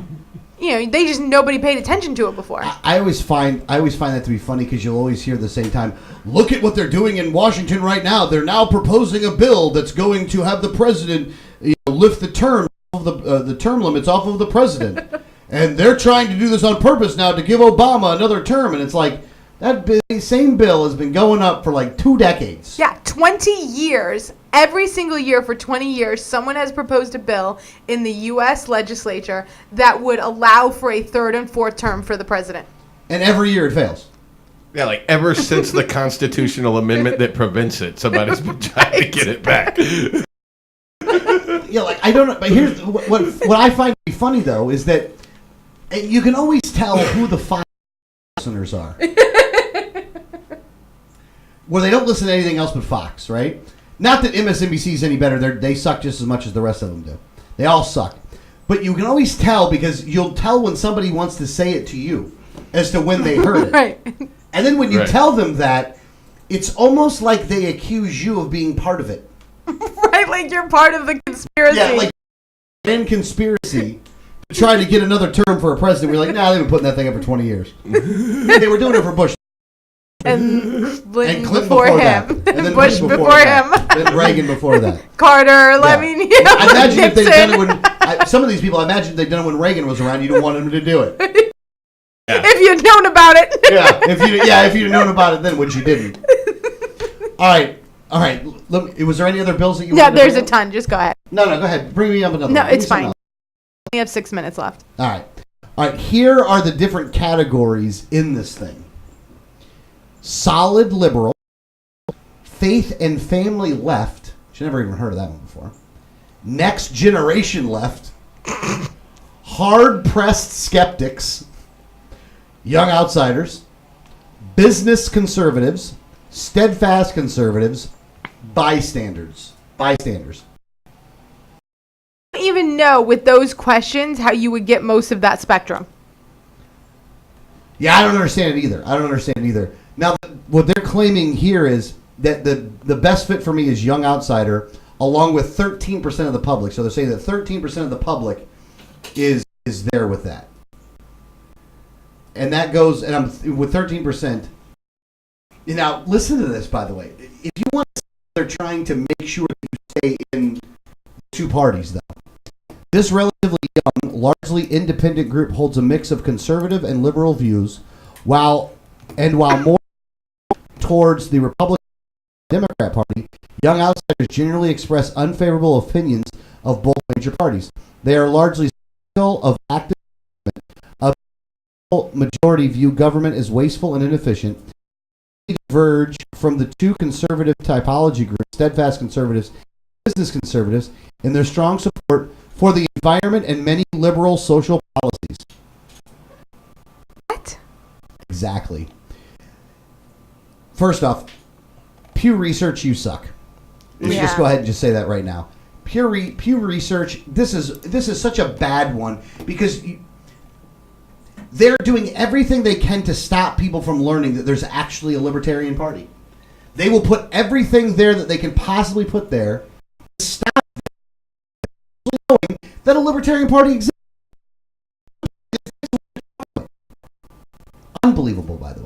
Really, really irks me to no end.